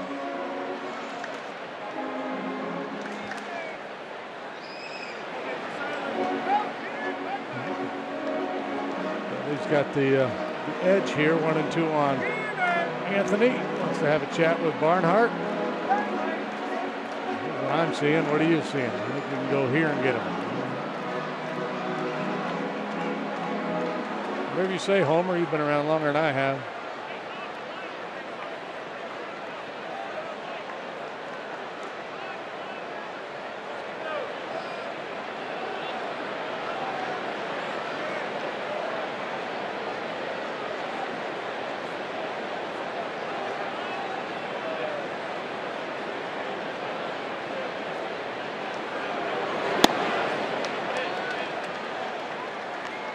Two and two to Riz.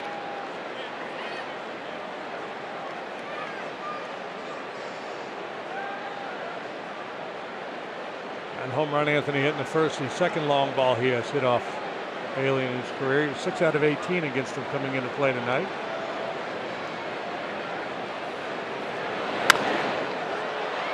Started foul. Count holding. This has been a grind for Bailey, to say the least. Really for John Lackey early, too.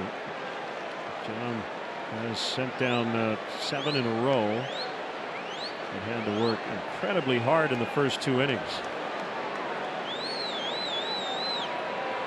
A very humid, damp night here at Wrigley.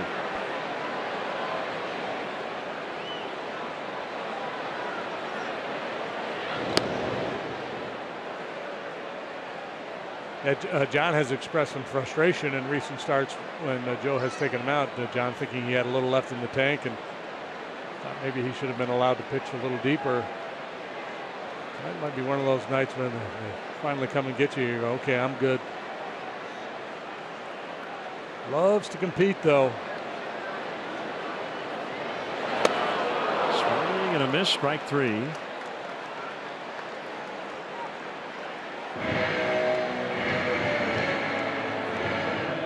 8 strikeouts for Bailey.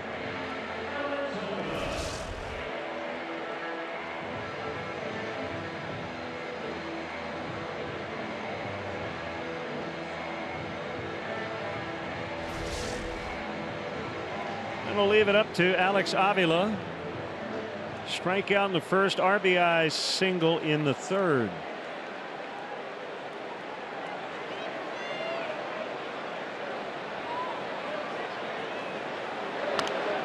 You know, we haven't even commented on it yet. He's been here now a couple of weeks. The Cubs have some good beards, but I mean, this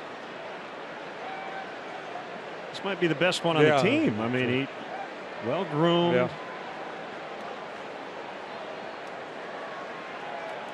Some guys kind of just let it grow wild, but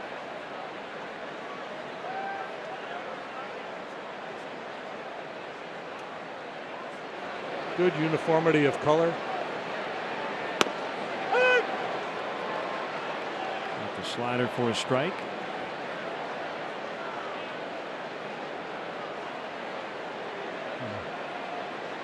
A little Travis Wood working there.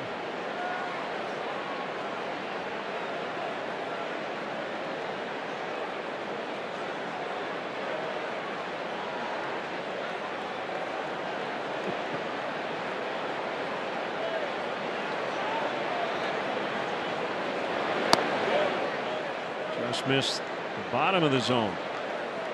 1-2.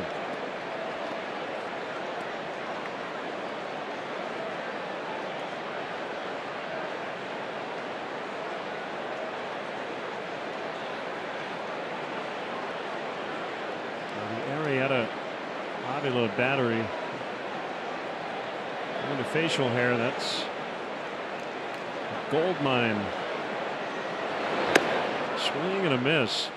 So Bailey strikes out 3 in the inning after the leadoff walk to Schwarber. 5-1 Cubs.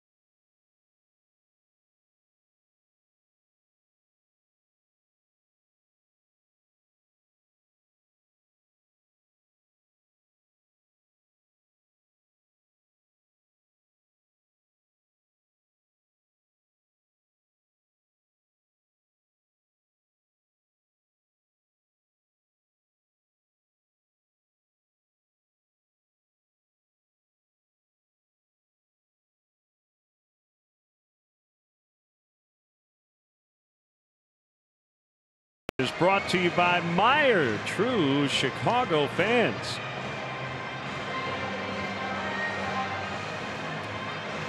Apparently arachnophobia is a real thing. Hearing on Twitter. Does that spider freak everybody out? A little bit. Not everybody, some.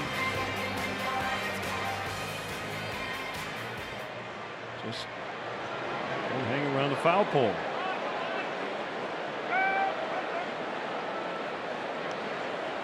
Season high in strikeouts for Homer Bailey with 9.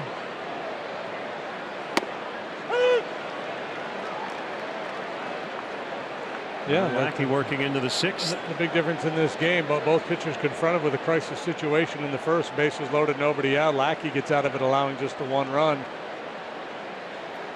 Rizzo hit the ball into the bleachers, and Homer gave up a 4 spot.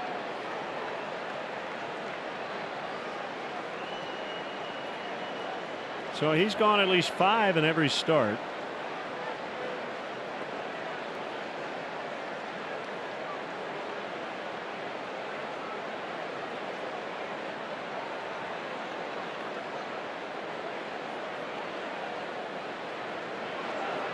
Rondon Dunsing throwing in the Cubs bullpen.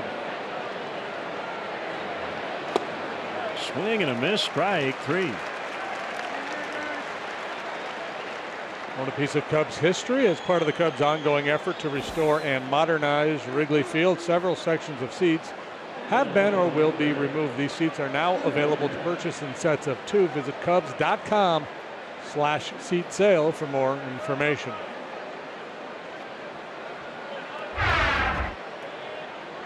There they are.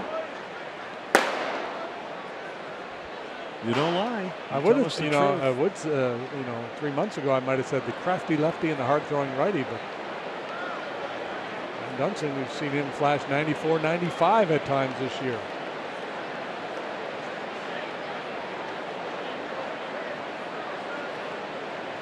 There's Jeanette, second baseman by trade, but he's played all over the place for the Reds. Second, third, left, right, DH, and pitch. The pitching is only when you're down about 10 runs. Produced the way he has, they're going to find a place for you. I had him in a couple of different spots earlier today.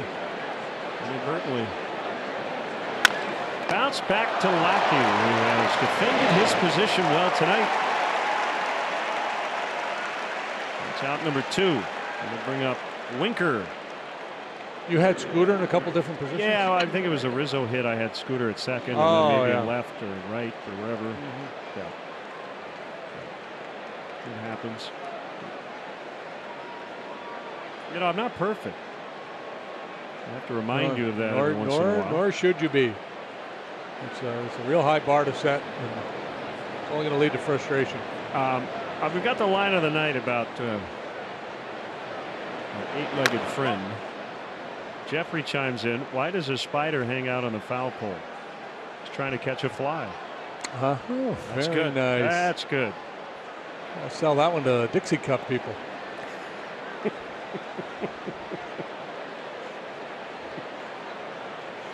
It's a web gem right there.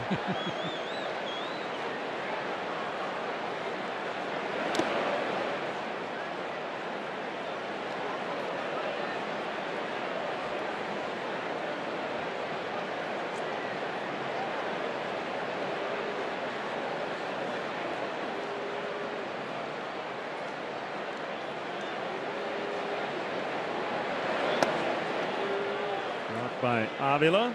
2-1.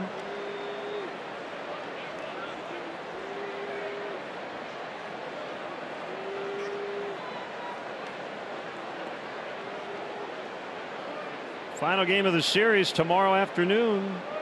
Scott Feldman, the former Cub, against John Lester.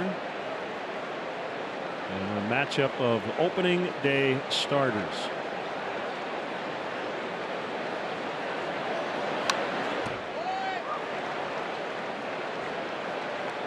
They're in the 9th in Boston. Cardinals lead 4-2.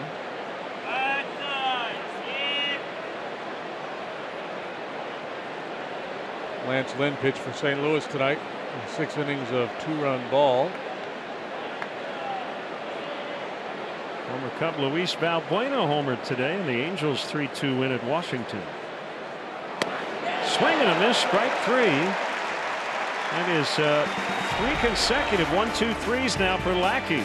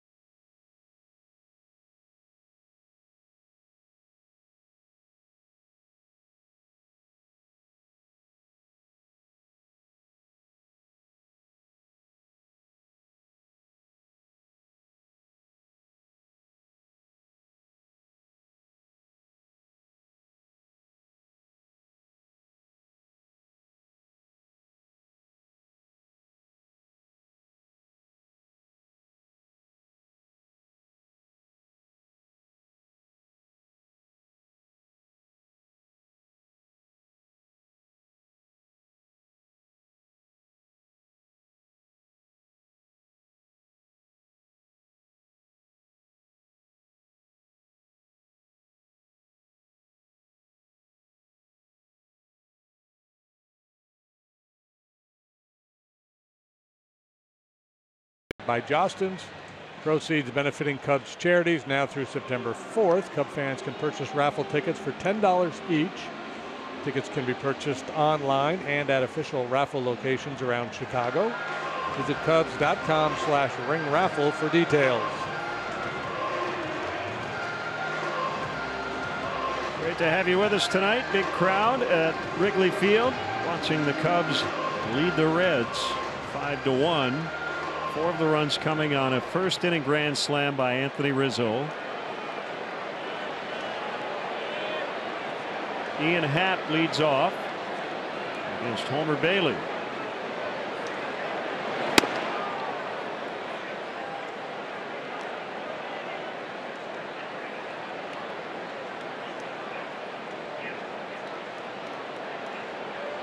Pulled the ball on the ground a couple of times tonight. 1 to second, 1 to first.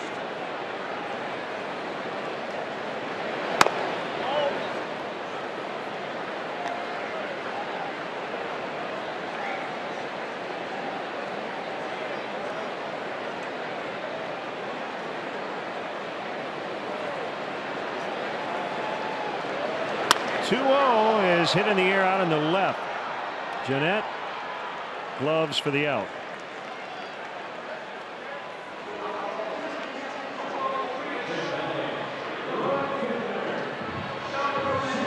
After tonight, the Cubs will have 43 games remaining. 30 against teams currently below 500. Just under 70%.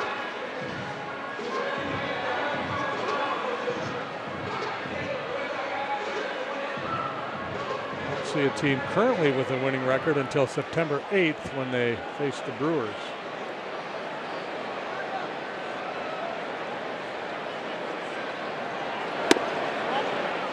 Just off the inside corner.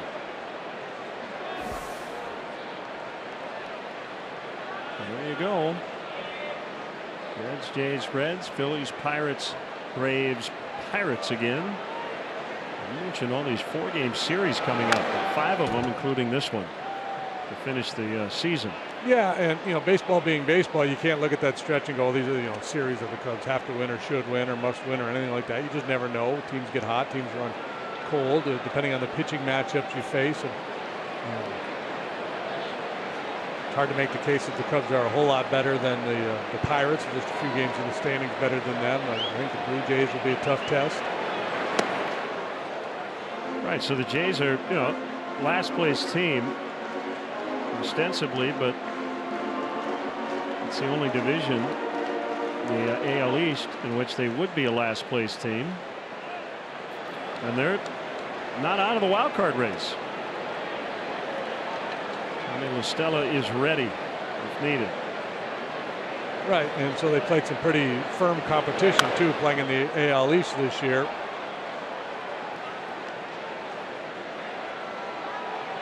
Red Sox and Yankees have been pretty good all year long. Tampa's a game below 500. Baltimore looked like they were going in the tank. They've bounced back nicely since we saw them. They're just a couple games below 500. As you can see, New York 4.5 back, Tampa Bay 9, Baltimore 10. This is really hard to do when you're used to doing it. Blue Jays 11.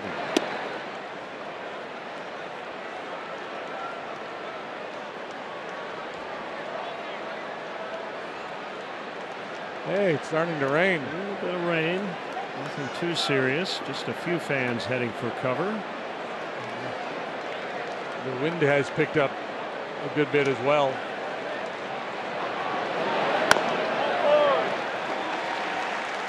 Hayward draws the walk. It's the 5th walk issued by Bailey here tonight.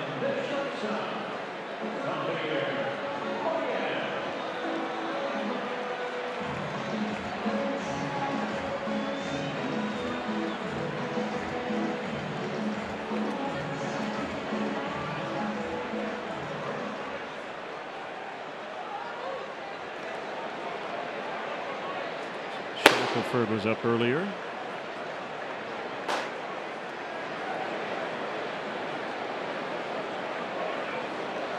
.103 pitches for Bailey now, the most he's made in a start this year. He threw 102 on a couple of occasions.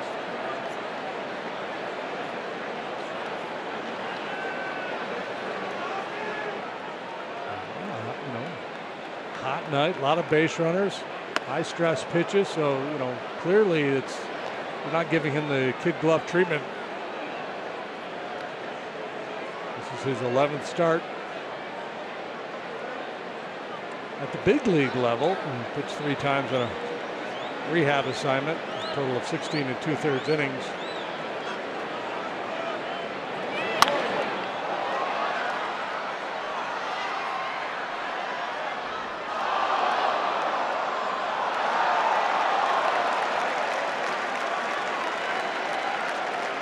There's Stella on deck for John.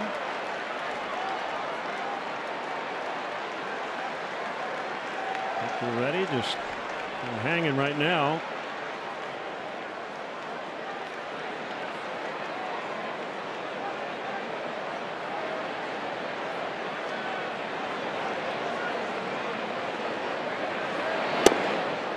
Got him.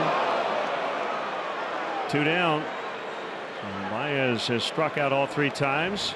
And here is La Stella off the bench.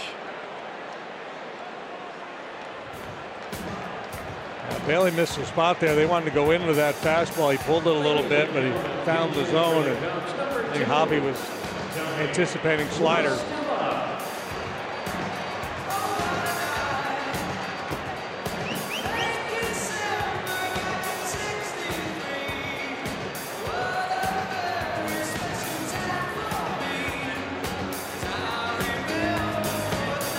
Did you see Jersey Boys? I did, yeah. Pretty good, huh? Very good. Heard.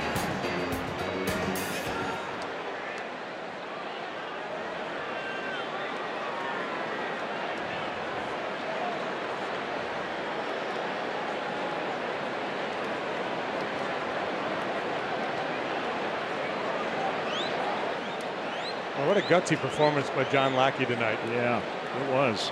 Just to get out of that first inning with only 1 run allowed. You see, he was having a hard time getting the grip on his breaking pitch. Steamy, hot night. He was out of sorts. You could just feel that he was kind of fighting it a little bit. But as he often does, he battled through it.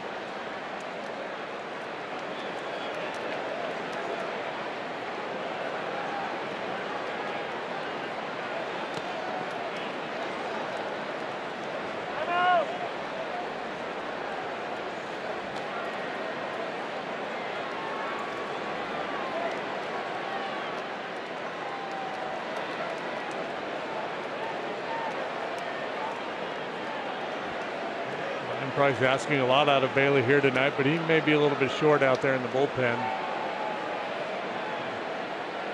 With the 15-5 beatdown 2 nights ago. Out in the air, left center, and off the wall. Hayward around third. He will score. It's a 6-1 lead.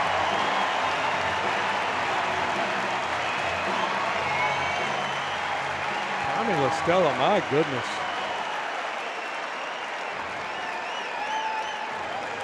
That hit tool is something else.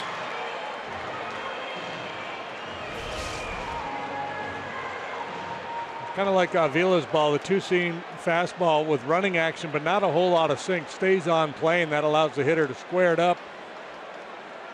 With 2 outs, Hayward moving with contact all the way around to score on the RBI double.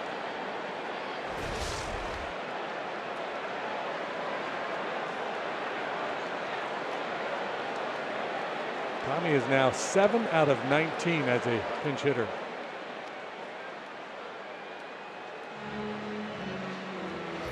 So Brian Price will make a change as they're having fun out in the Cubs bullpen tonight. 6-1.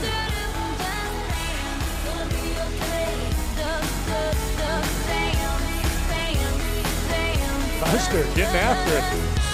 When I come through on the dance floor, checking out that catalog.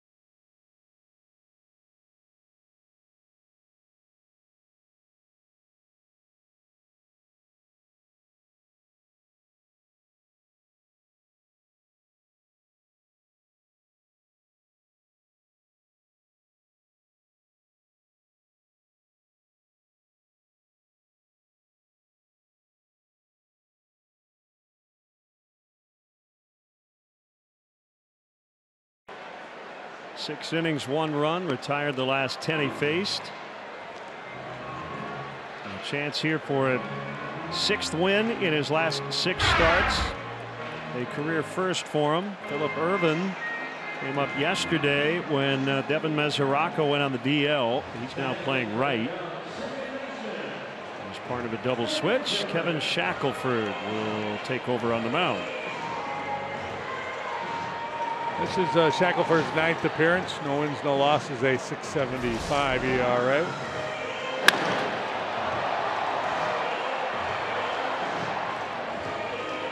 So 95 and change miles per hour. League average 87. 95, I think, is the threshold that StatCast uses to define hard contact. Those outstanding pinch hit numbers. Blowing in on Ben Zobrist.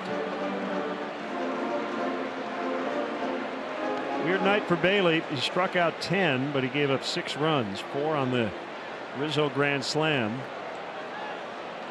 Yeah, and again, he came into this game with an 8.31 ERA. Opposing hitters were batting .356 against him. The numbers were really ugly.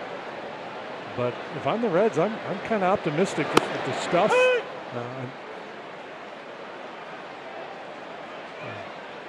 Execution of pitches at times lacking, but you punch out 10 and 5 2/3, you got something going on.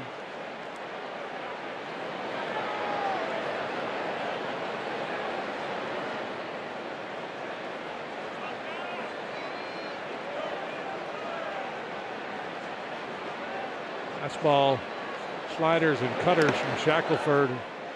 Averages just about 95 miles per hour with his fastball. It is Walk-Up Wednesday. Scott asks us on Twitter for us to ask Tommy LaStella why he picked that walk-up music. Well, without asking Tommy, he's from New Jersey, so I would guess that's part of the reason why he has the Four Seasons. And yeah, it's a cool song. Featured in the show, Jersey Boys. He could mix in a little Springsteen from time to time if you'd like.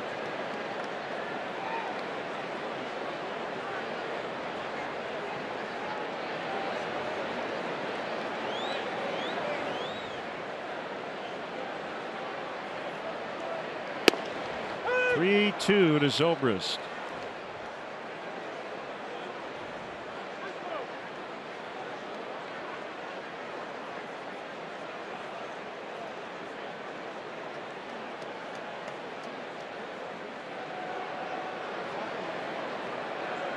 Shackelford pitched 4 years in the Brewers organization, never got above Double-A. Then started with the Reds in 2015. This year is his first taste of the big leagues.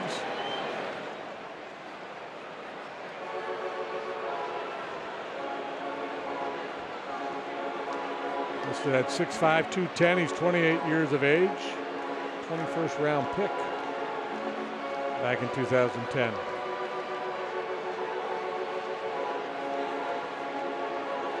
Continues to very lightly rain.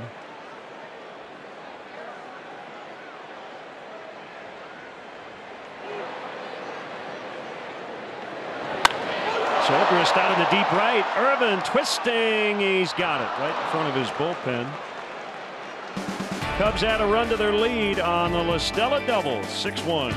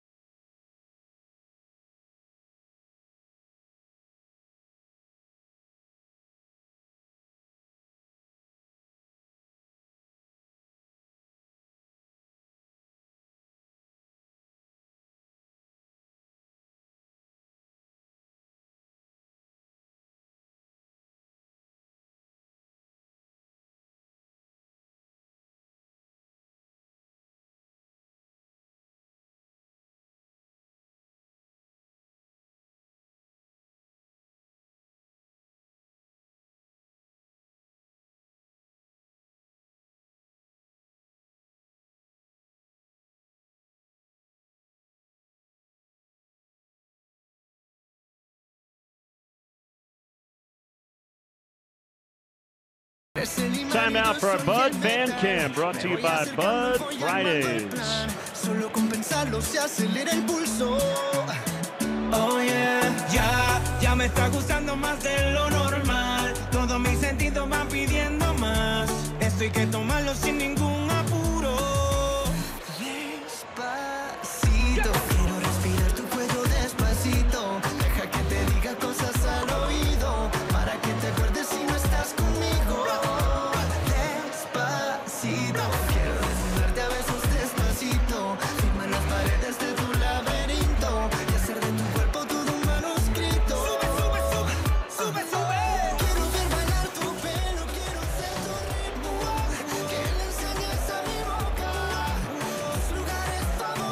It's Luis Fonsi featuring Daddy Yankee, and that's Despacito.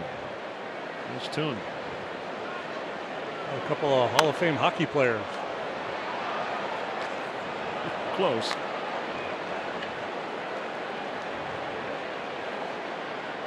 Here's Hector Rondon, first man out of the bullpen. 47th time he has trotted out. 4.06 ERA. He's got the bottom of the order here in the top of the 7th. Peraza in the air the other way. It'll be Jason Hayward to grab it. Again, we anticipated maybe an early move to the bullpen tonight. Both guys really battled, hung in there. Lackey finished really strongly and ended up allowing just the 1 run. Thomas Ian Nicholas played Henry Rowan Gardner, Rookie of the Year back in 1993. We'll sing the stretch.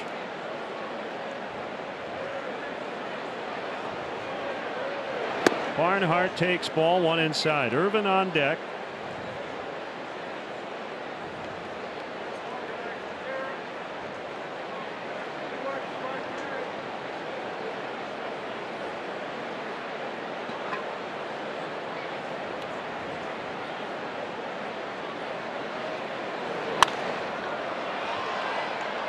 On a play off of third. 37,021. A paid crowd.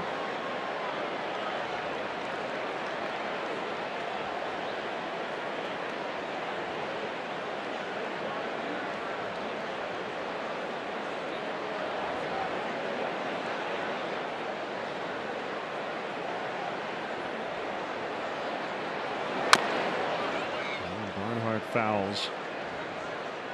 1-2. Rockies putting it on the Braves tonight, 11-0 in the 5th.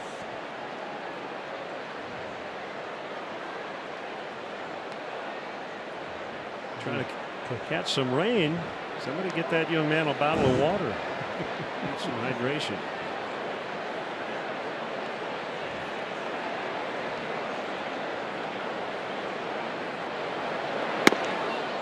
We will not see Marcus Stroman this weekend because he pitched tonight and he got the win for the Jays. 3-2 over Tampa Bay. Yeah, take that bottle to that little guy.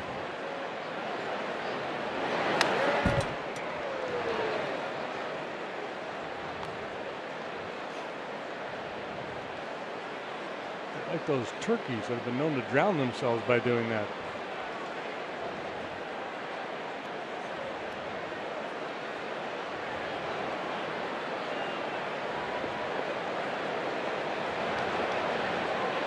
Rays and Jays will play again tomorrow, and then Toronto will head here to Chicago for interleague action this weekend.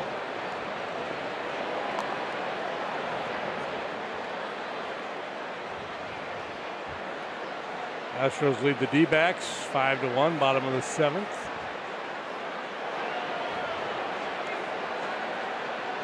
And Houston, after playing a couple out in the desert. The rain really coming down now. Foul to right.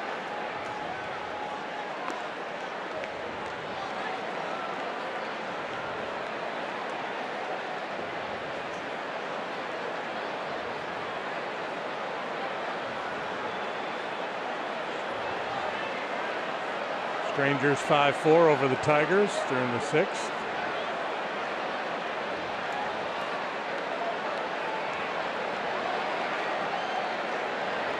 Two from Rondon. He struck him out. Going to bring up Irvin. Indians and Twins were postponed tonight in Minneapolis. A changeup from Hector.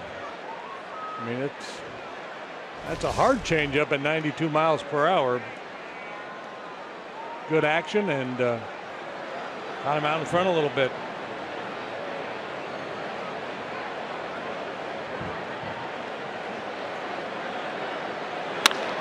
Irvin deep to left, and that baby's going to go. A home run.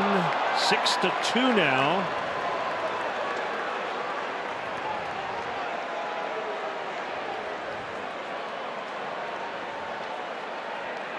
Comes in the double switch. First plate appearance, first pitch he sees. First career homer for Irvin. He may have some family in the stands kind of glancing up into the seats behind home plate as he made his way back to the dugout. It's just his 4th major league plate appearance, so his first major league hit is a home run here at Wrigley. And it ended up on Waveland. Mine ended up in left field if that's the same ball. Now the Reds dugout wants it. Less than 50-50 chance it's the same ball, but it is a ball. And you want to have a souvenir from your first major league home run.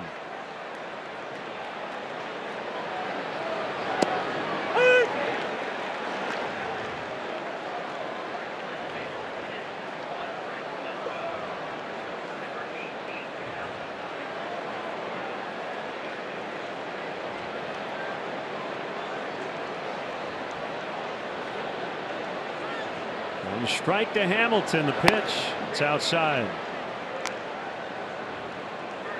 They are studying that ball very carefully.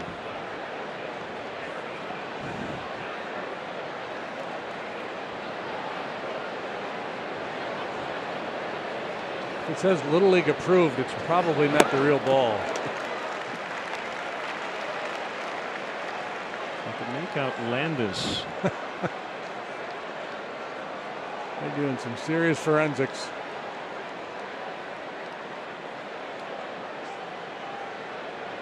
Scooter's not buying it. I don't know. So we can ask Hector after the game for his fingerprints to see if he actually held this ball, but I don't think so.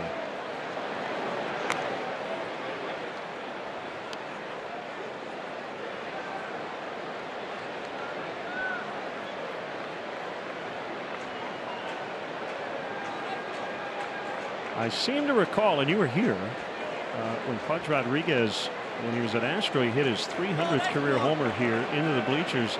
Whoever caught it actually did throw the real ball back onto the field. Diving attempt by Rondon, and Hamilton reaches.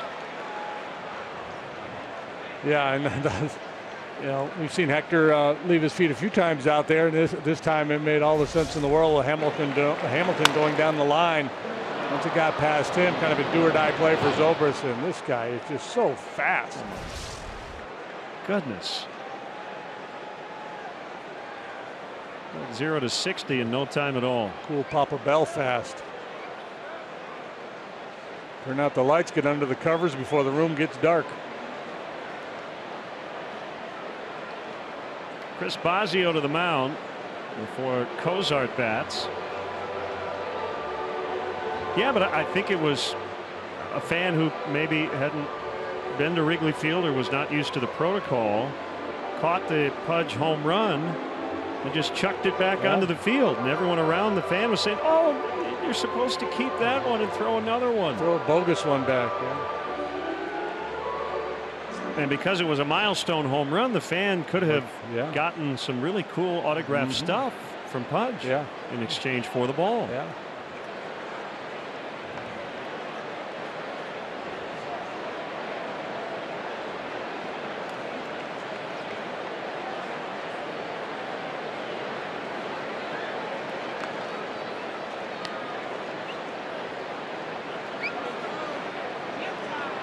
Normally, you would think down 4 runs you wouldn't be running, but it's Billy Hamilton.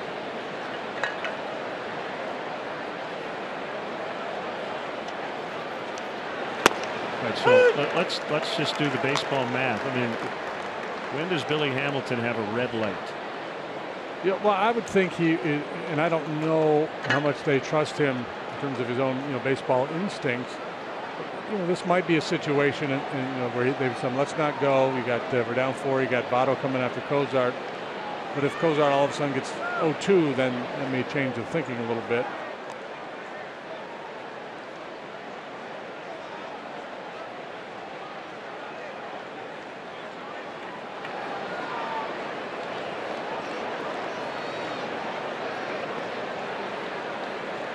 It's pretty comfortable right there at first base. 2-1. Certainly Hector doesn't want to mess around too much with Cozart. Votto on deck.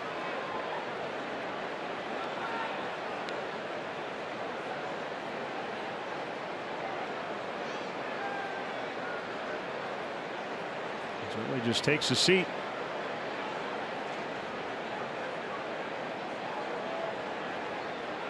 Turner's been sitting on 35 since he went to the DL after getting hit by a Pedro Strop pitch.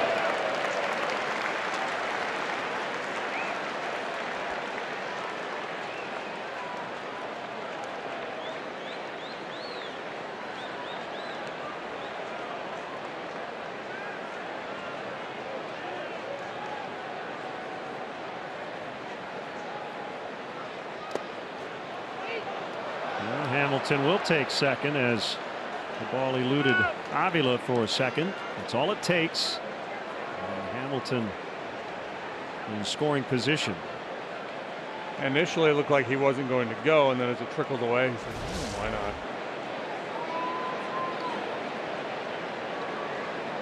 He found it before Alex did.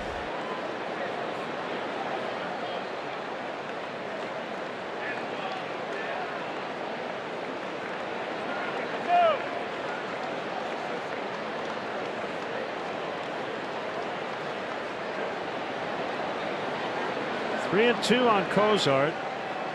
Here's the pitch. I got it. Right up on top of the roof. Very rare we get one in our booth. I got it.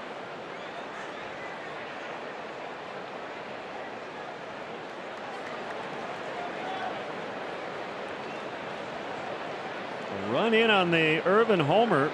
Hamilton at second. Cozart launches way out of here. It is a two-run ball game all of a sudden.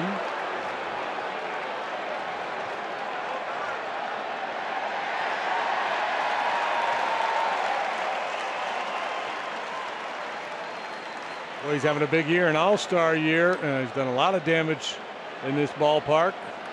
His 17th home run of the season. And that's going to do it for Hector. Slider, just kind of a cement mixer.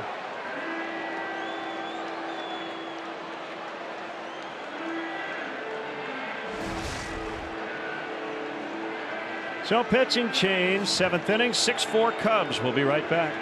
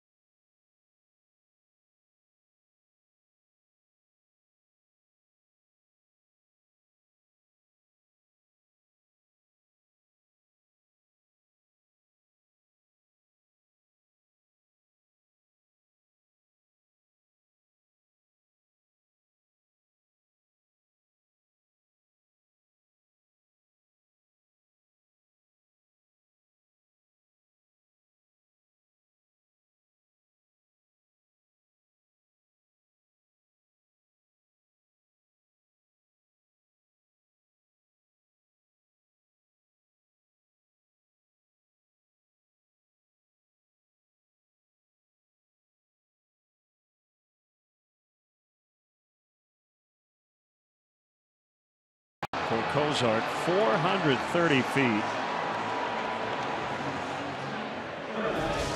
It is a two-run ball game. Brian Dunsing in to face Joey Votto. Yeah, he really jumped on that ball. The wind has picked up a little bit, and hot night like this, ball's going to carry. Johnson gets the Votto assignment here. Brian having an outstanding season, pitching for the 50th time.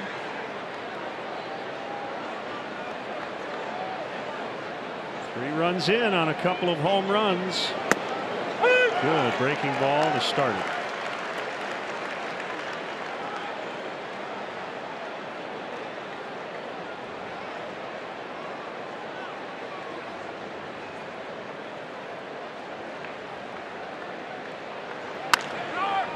Rizzo will glove. Dunsing covering.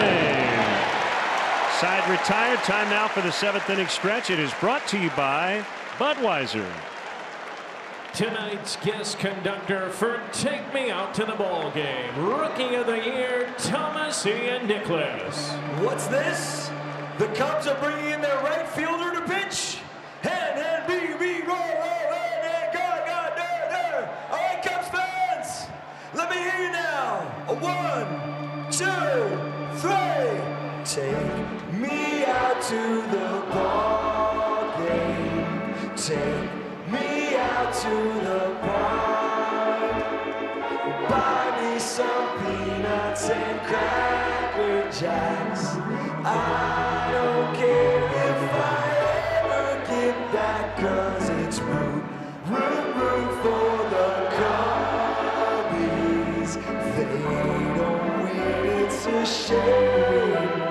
4 is 1, 2, 3 strikes, you're out at the old ball game. Let's get some runs.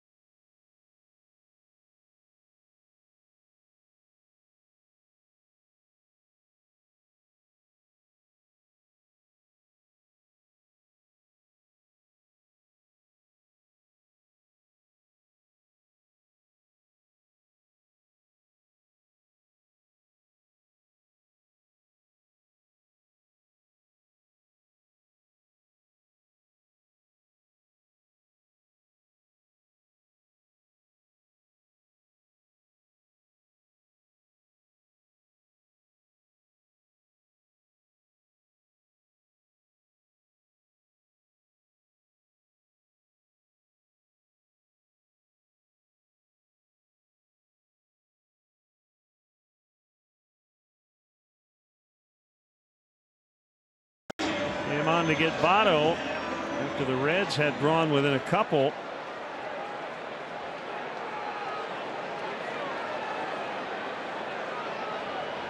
And 6-4. Kyle Schwarber leading it off. The Red Sox put up 3 in the bottom of the 9th and won it on a Mookie Betts 2-run double. Xander Bogaerts had homered, and then Betts delivered the 2-run double. So a big win for the Red Sox and a devastating loss for the Cardinals. That helps the Cubs for sure.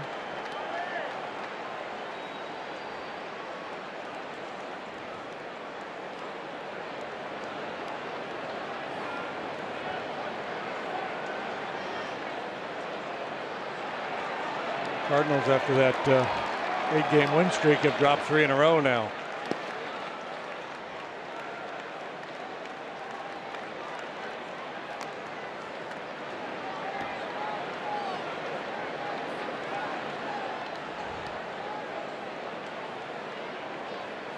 So they'll fall into 3rd place behind the Brewers, who won earlier. Fouled back by Kyle. Still 1-2. Got away with one there.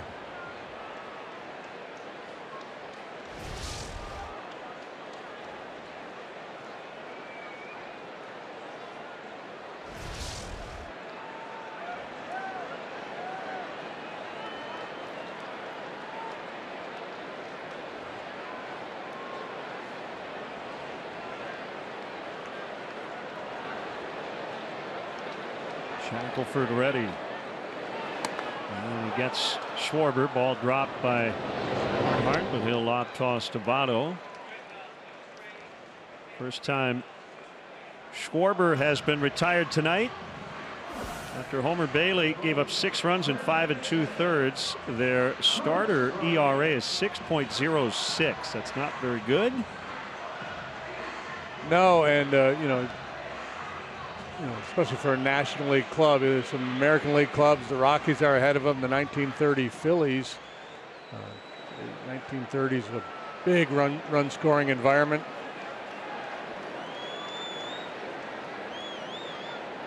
Bryant, a walk, a double play, and a strikeout. And a cut and a miss.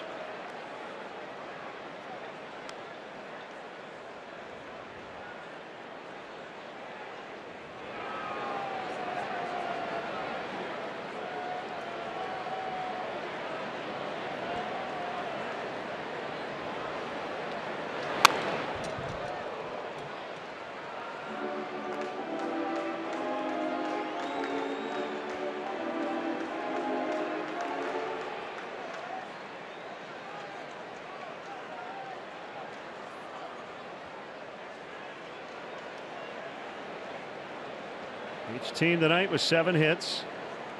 Cubs have been out homered 2-1, but their homer was a grand slam. Bryant waves at strike 3.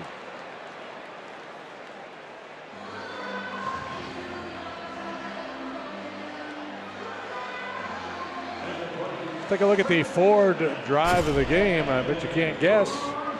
Well, of course you can. Anthony Rizzo with his 3rd career grand slam. In the bottom half of the 1st inning. Ford inviting you to visit your local Ford store or buyfordnow.com. I think that's 7 home runs for him against Reds pitching this year, if I'm not mistaken.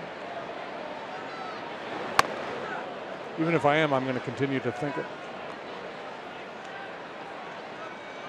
Say it with conviction.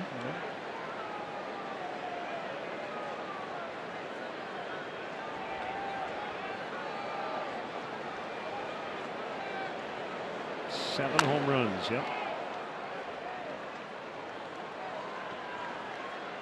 21 driven in. And 12 games against the Reds this season.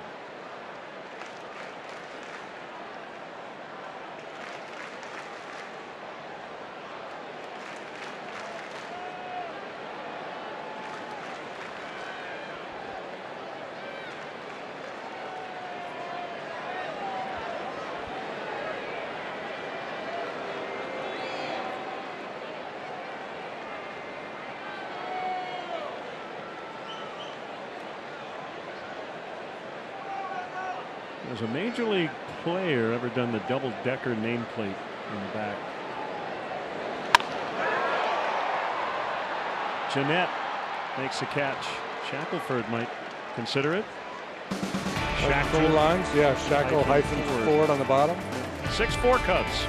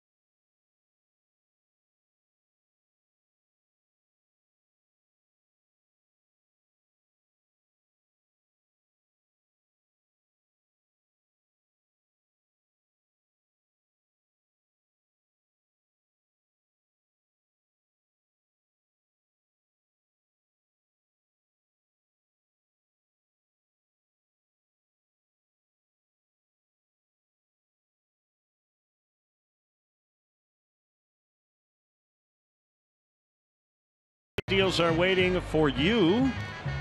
Now it's your local Honda dealer. Reds trying to make some noise here late. Couple of homers in the 7th. Irvin and Cozart. Cubs grabbed the early lead after the Reds were up 1-0. It was a grand slam by Anthony Rizzo that made it 4-1 in the first, and the Cubs have led since. A couple of defensive changes will get you here in a second. Suarez takes a slow curve for a strike. Schwarber's out. Happ now in center, and Almora in left, and Almora's in center. I say it's a 2-run game, and remember the Cubs have thrown out 2 men at home plate here tonight. Right. That's absolutely correct.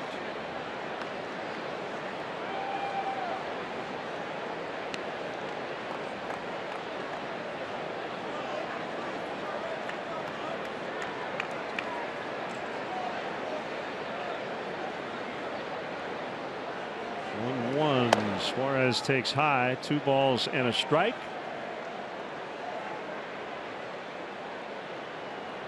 Lefties to follow, or at least one lefty to follow, Jeanette, and then a pinch hitter.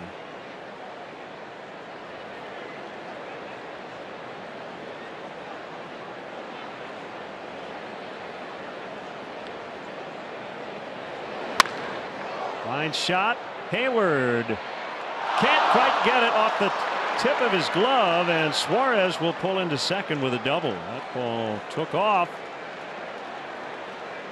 Yeah, normally Jason's going to haul that one in. You just get used to him making all the plays out there. Really well struck by Suarez. Just mistimed his leap a little bit. I think he had time maybe to take one more step.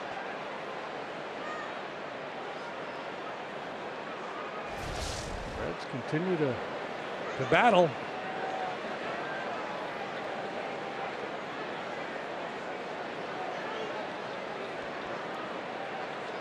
Blake Wood is the right-hander on the left. Wandy Peralta, the lefty, on the right. It's Ted Power in the middle. The bullpen coach. Adam Duvall is now in the on-deck circle behind Jeanette. Takes wide for ball 1.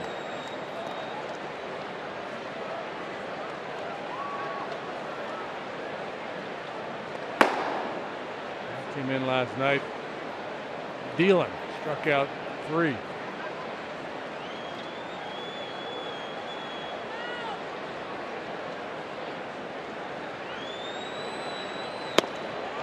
Swing and a miss.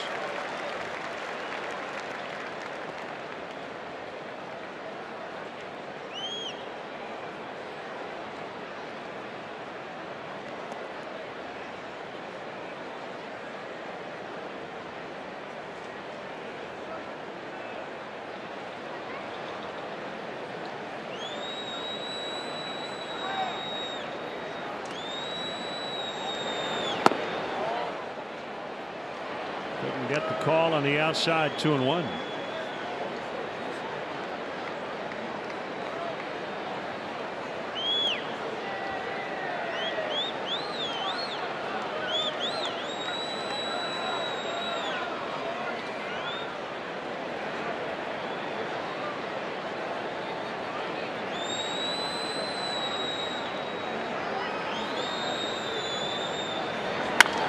Ground ball toward the hole, backhanded Baez. The throw is in time. That's a nice play by Javier Baez.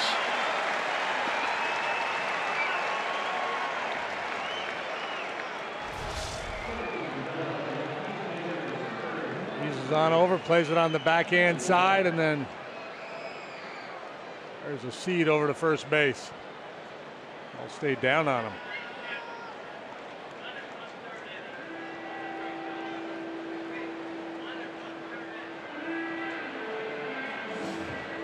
That's the body language on the finish. Adding some artistic merit to the play. Pitching change, 8th inning, 6-4 Cubs.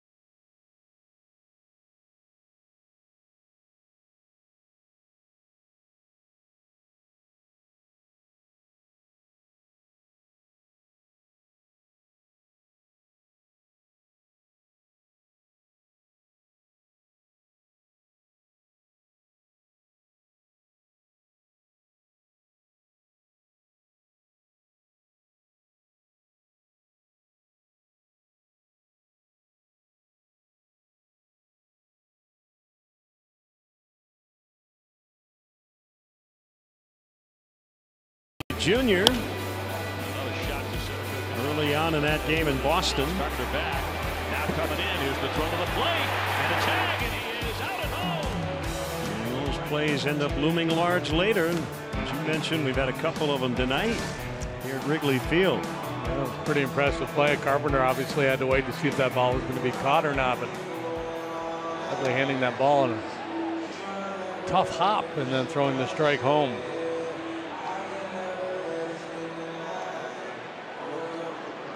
You never know which run is going to beat you. You never know which play is going to save the day. Carl Edwards Jr. 3-3 with a 354. As I mentioned, electric stuff in the ball game last night. Came in behind Kyle Hendricks, faced 3 batters, struck them all out. 14 pitches, 11 for strikes. Facing Adam Duvall, the pinch hitter. With all kinds of power, dangerous situation here. Tying run at the plate. Suarez is second, 1 out. Here's the pitch. It's a strike.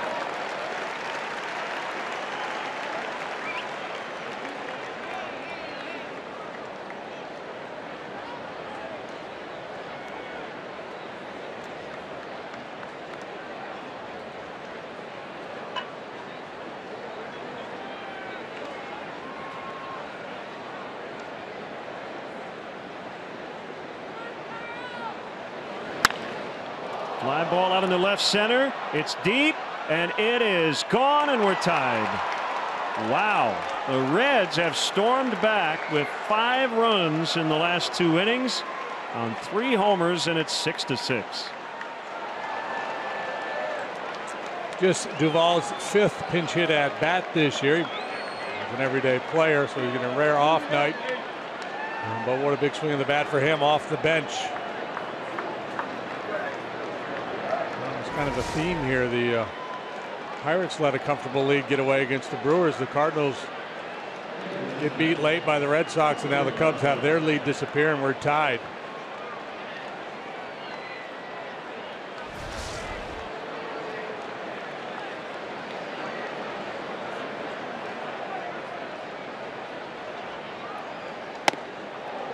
Put into Peraza on a fastball. Edwards came in last night, struck out all 3 to get out of the 7th. Duvall gets him tonight.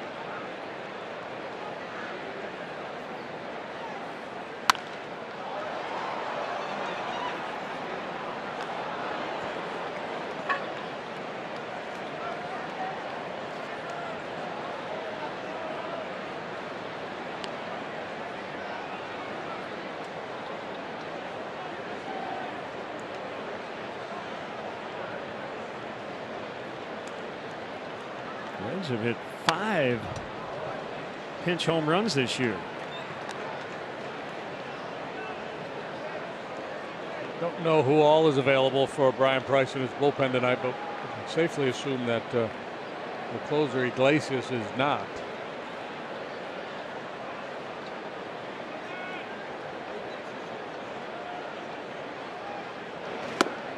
Curve gets him. 2 outs. Let's step aside once again and see what's coming up on WGN.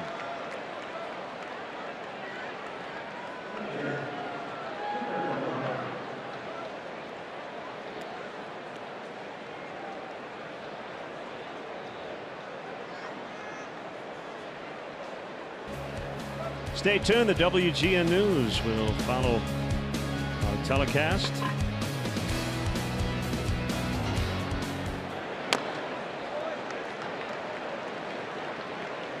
Reds, one of 7 major league teams currently on pace to set a single season home run record. Astros, Nationals, Dodgers, Brewers, Rays, and Royals as well.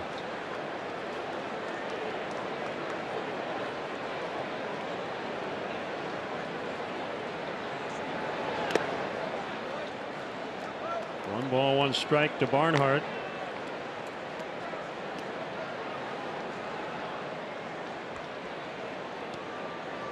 Continue to get a lot of playing time with now Devin Mesoraco on the DL for the 3rd time this season.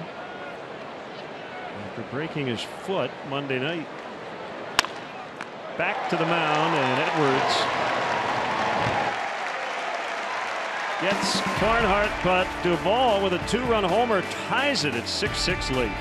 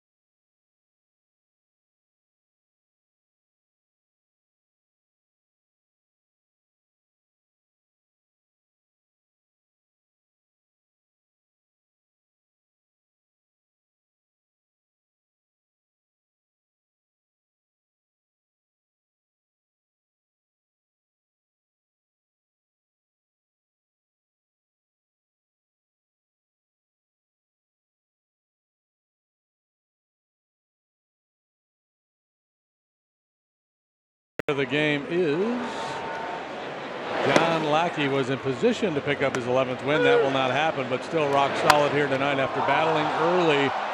Kind of found himself, finished strongly, pitched 6 innings, allowed 4 hits, just 1 run, walked 3, struck out 6. So his good work continues. He's been on a nice roll over his last 6 or 7 starts. Wrap your hand around the original Italian beef of the Chicago Cubs at one of the 19 Lona locations. Duvall just tied the game, and he'll stay in and play left. Jeanette will go to second.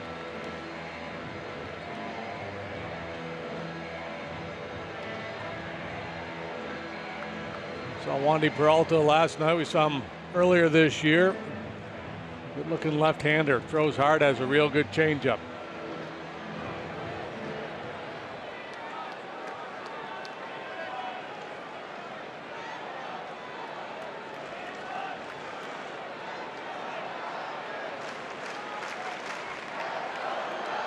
Pitch to Alex Avila is inside. 97, which is pretty commonplace these days among major league bullpens. Tap on deck, then Hayward. Peralta, the lone lefty in the Reds bullpen and the right guy for this assignment with the scheduled hitters. Avila, and then turn Hap around to the right side. And then Hayward.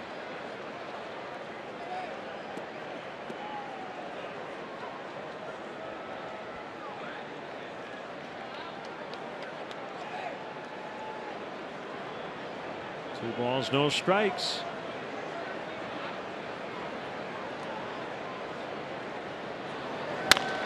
On the ground, it's Jeanette coming in and making the play. Remember, Alomar came into the game, or Almora, excuse me. He's in the 2 spot in the batting order. See, we've got Alomar available on the bench. We're good with that. Get a knock, steal a base for you.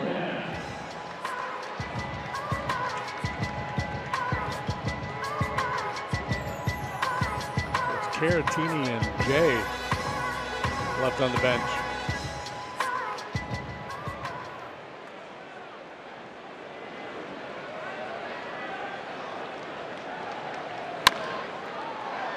Peralta, to 3. Happ now 0 for 4. And it will bring up Hayward with 2 outs. Number 22, right fielder, Jason Hayward.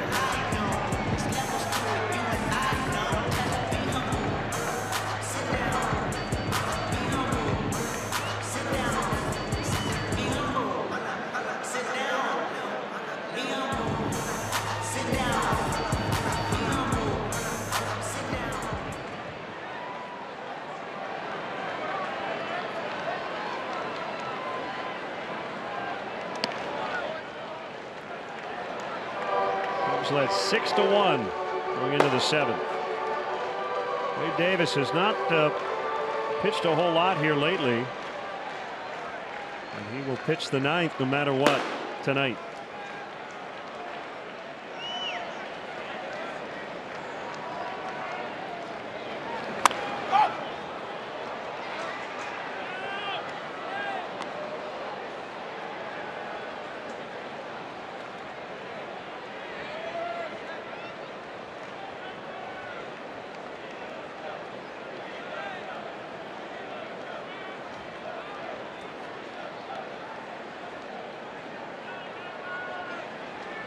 Concerned Cubs fans.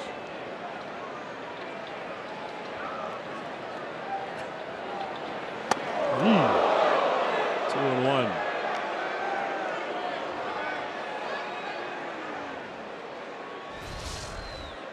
All right, come in that kitchen, just don't hang out in there.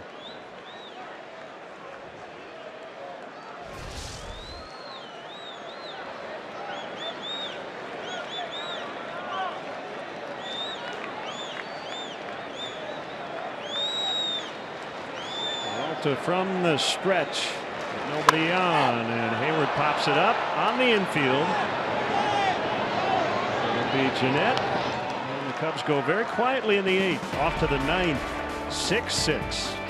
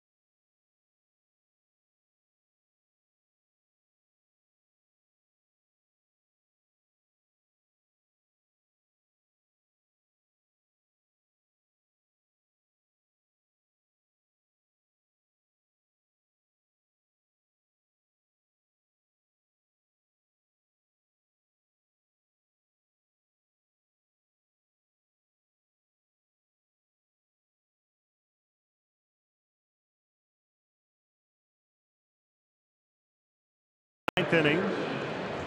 Wade Davis is on for the Cubs. A chance to thank our great WGN crew here at Wrigley Field, headed up by Mark Brady, Skip Ellison, Vince Lodel, our executive producer Bob Vorwald, who, by the way, celebrating an anniversary today, 35 years ago. He started at WGN. He must have been 9 years old when he started. Yeah. He's so youthful. Congratulations, Bob. Hasn't been at WGN the entire time, but most of it, and very thankful, and so are we that he's with us. Eric Johnson is our studio coordinator. Paula Ostroba, our stage manager. Phillip Ervin, last time up, hit his first major league home run. That gave the Reds a little life. Cozart then homered later in that inning, and in the 8th, Adam Duvall tied it.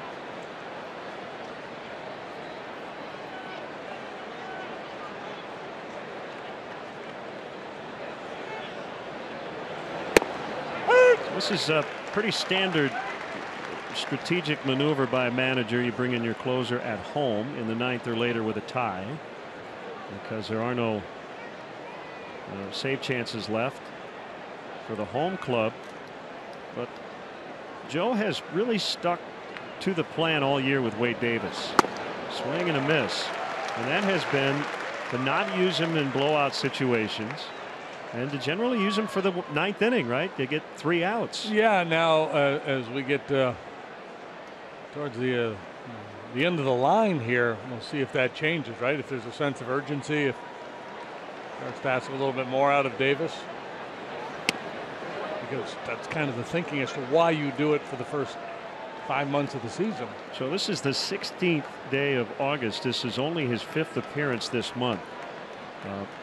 So to go back to kind of the plan, if the Cubs don't have save chances for 7 to 10 days, you're not going to see Wade a whole lot. They don't feel like they need to give him regular reps as he strikes out Irvin.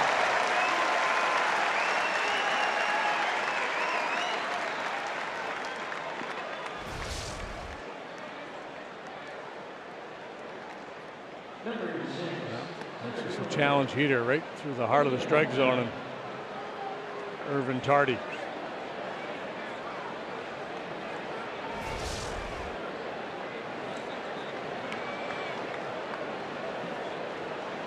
Hamilton's been a pest tonight, which is his job as the leadoff man. He's reached 3 out of 4 times, twice on hits. He has scored 2 runs, and Davis has got to bust it over there, and he beat him. Wow, nice play.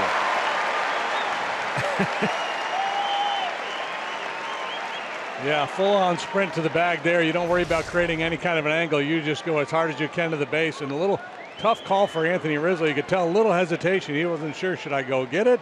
Should I go to the bag?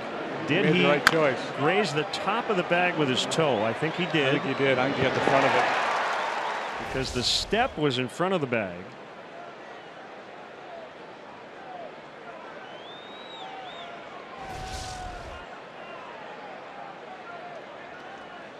Little toe drag. I think he got it done. And there will be no challenge. There.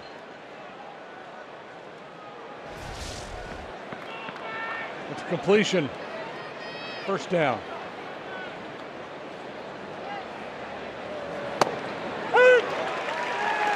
The receiver had a foot down.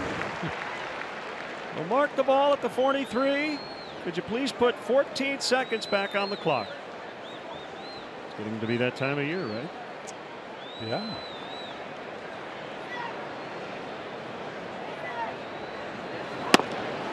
One and one to Cozart. Votto waits on deck with his on base streak on the line. 1 for 4 tonight.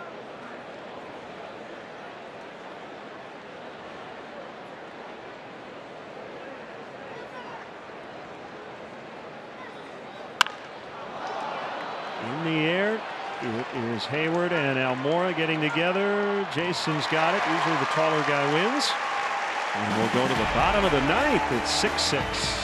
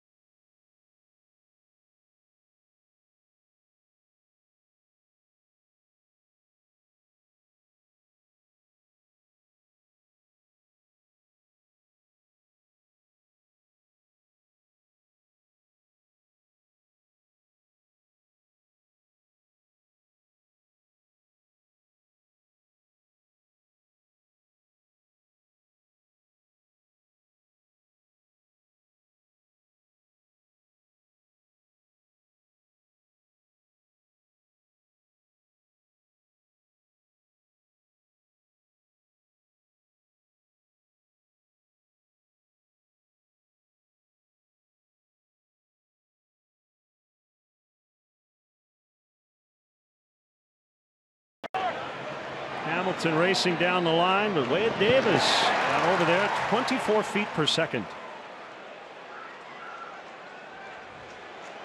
23.5, and it wouldn't have gotten the job done. 23 feet 9 inches would not have done. So here we go, a chance to get out of here with a win after the Reds erased a 6-1 deficit. The Cubs a chance to win it here in the ninth. Baez fouls. Good swing, aggressive with the fastball. Peralta at 97 getting a good chunk of the plate. Javi took a good rip at it. Baez nothing for 3 tonight, all strikeouts. I'd love a little redemption.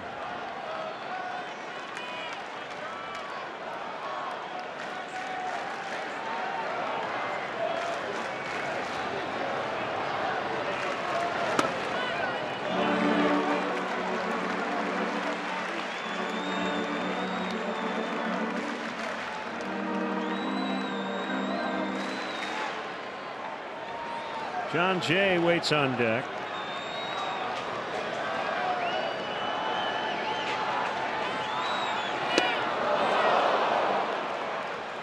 And the count now even, 2-2. That was headed to Evanston.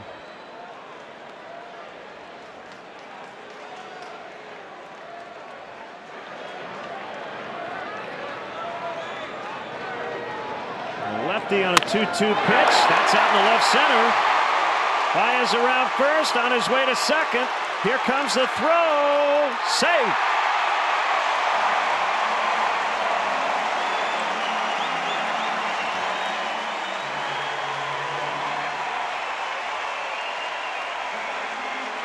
Winning run at second with nobody out. Yes, sirree. Peralta continued to challenge the strike zone. Baez makes him pay, and you knew as soon as he hit it, he was going to go for 2.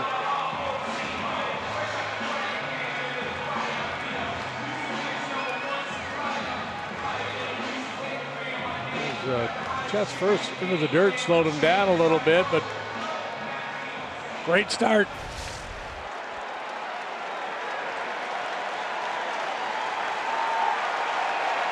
John Jay.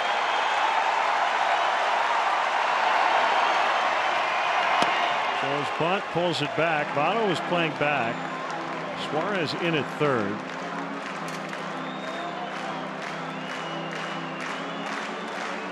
It's a winning run out there at second base. This is a situation where you think the Reds would be really aggressive trying to nail Baez, but he's got good speed.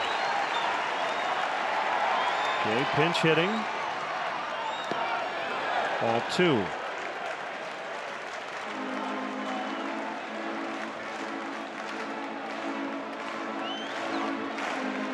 No, do you take the bunt off, let him swing? He's been great in the pinch. He's very good against left-handed pitching. He's in a hitter's count.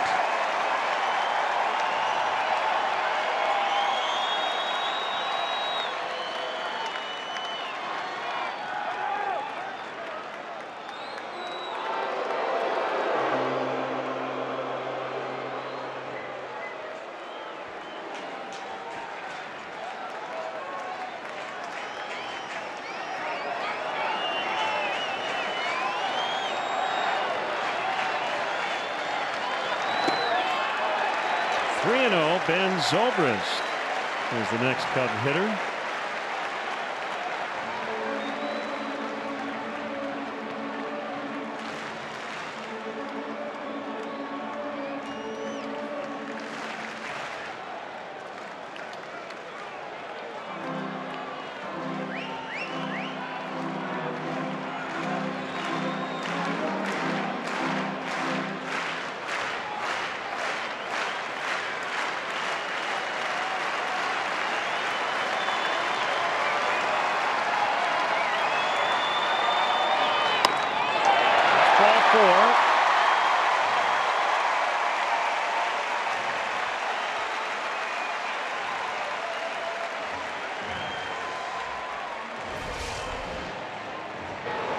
The double again.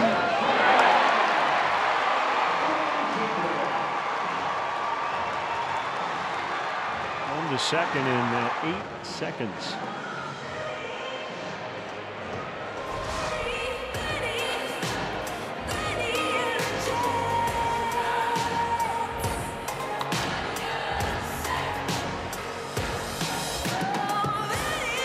Baez at second, Jay at first, and the batter is Zobrist. Jay showed bunt early, took 4 bad ones. Let's see what Zobrist does. Corner men in.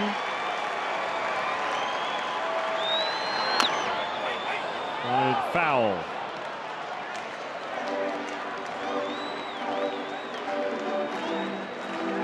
Yeah, Ben has really struggled, especially from the right side this year. He had the wrist issue earlier.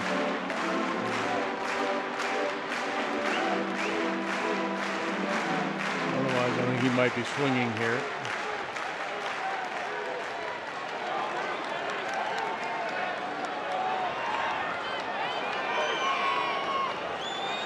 Ouch. He just got hit to load the bases. Yeah.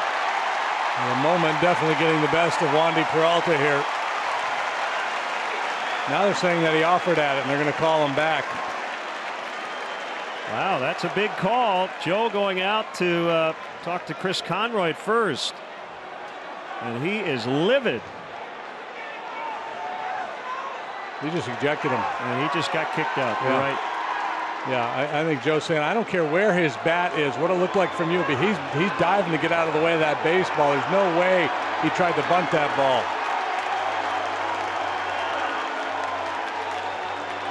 Careful. And he as upset as we've seen him. Yep.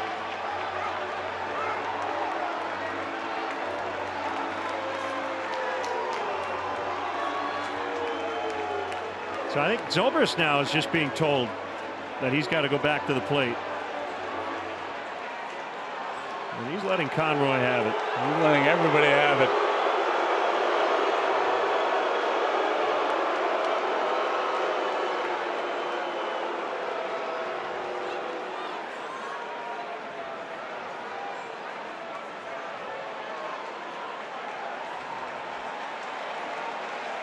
Yeah, and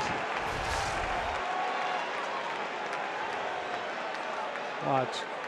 See, the bat head drops down. I think this as a function of his movement to try to get out of the way of the pitch, I believe. Right? I don't see any attempt. I don't see any attempt to bunt that ball. I think it gave the illusion potentially. Yeah. But I don't think that was what he was intending to do.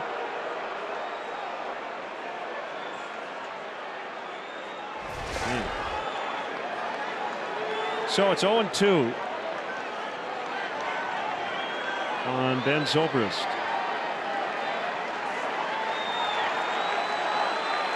Well, he'll win in the right center and win the ball game. So Baez back at second. Jay is at first.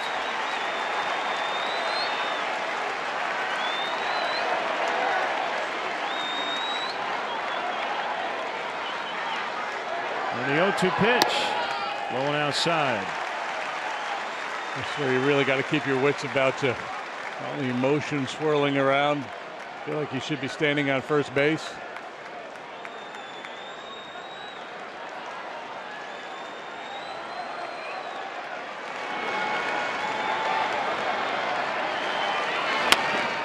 That's like a bunt.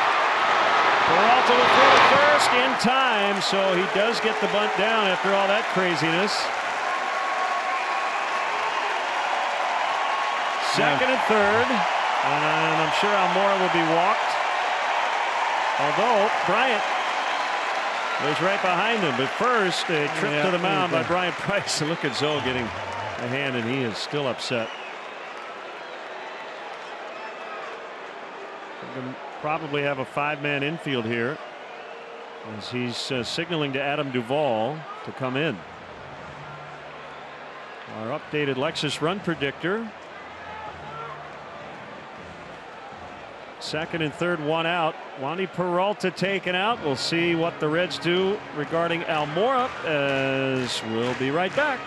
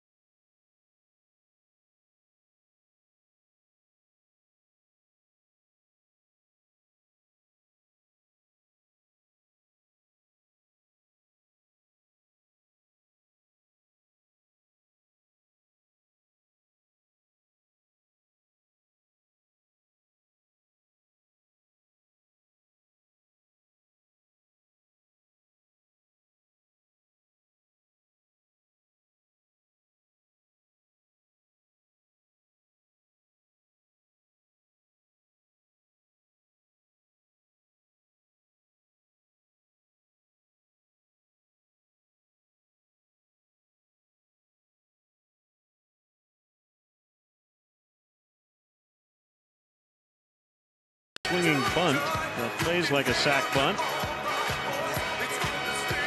And Blake Wood will pitch with runners at second and third, 1 out. Albert Almora Jr., the batter, with a base open. Wood, a power arm. He gets a lot of strikeouts. He also works a pretty high walk rate. There's always the fear of loading the bases when you got a guy out there who does tend to walk people. But there are no easy solutions, no easy decisions for Ryan Price in this situation. The way that Zobrist play that ended up getting Joe Madden kicked out of the game, that's not reviewable. It wasn't about the ball hitting Zobrist. It was that they determined, or Chris Conroy first, that he swung at it, that he bunted at the ball. So it was not a dispute in terms of whether the ball kind hit of like a check swing, did he go or not? Correct, and that's what is not reviewable, and why Joe is so upset. Indeed, we have a 5-man infield. Outfielder shallow. So the left fielder Duvall in the infield, and a swinging foul tip strike.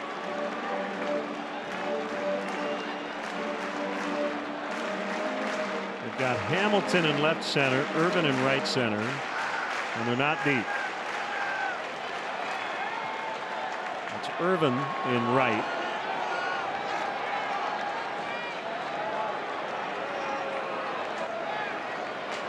No, because if you catch a deep fly ball, the game's over anyway. Correct.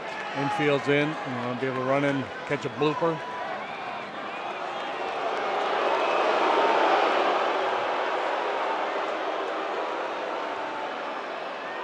Moore's a good bunter. And it's a tag play at the plate. Not a force. So we've seen a 4-man outfield and a 5-man infield in this series.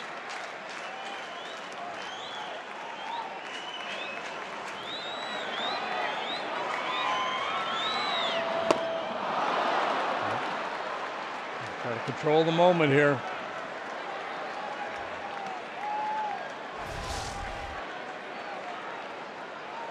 First pitch is a challenge heater, threw it by him, and then the sweeping breaking ball well off the plate.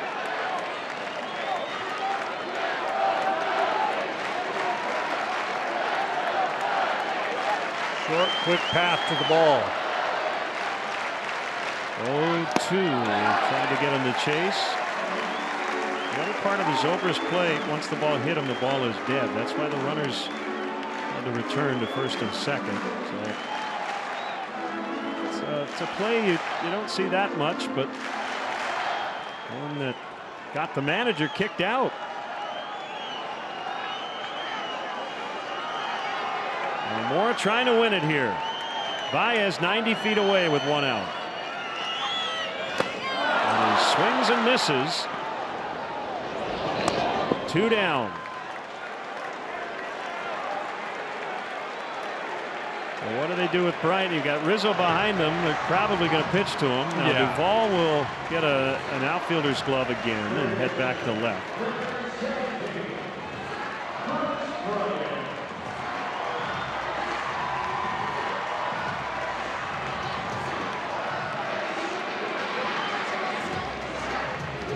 Your experience in this spot, you've got first base open, and you hear the idea of work around him, try to get him to chase. Did you like doing that, or would you just rather try to get a guy out? Well, I think in this situation, you're just going to try to get him out. If you get into a hitter's count and you don't have to give in, you can start fresh with Anthony. It's one of those pick your poison moments. Gets away, Baez trying to score. Cubs win. How about that? How about that? They win it on a wild pitch. 7-6 the final. A wild ending to a wild ball game. It started with the Baez leadoff double, and he scores the game winner.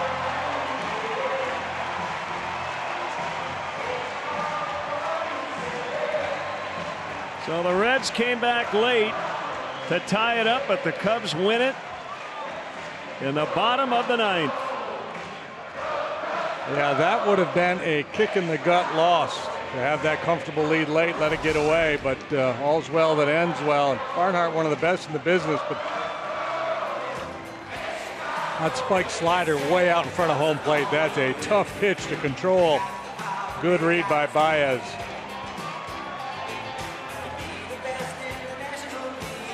So a game and a half up on the Brewers, who won today. Cardinals lost. They're 2.5 back. And this is a game you certainly felt like you had to have after leading early. Final score, Cubs 7, Reds 6.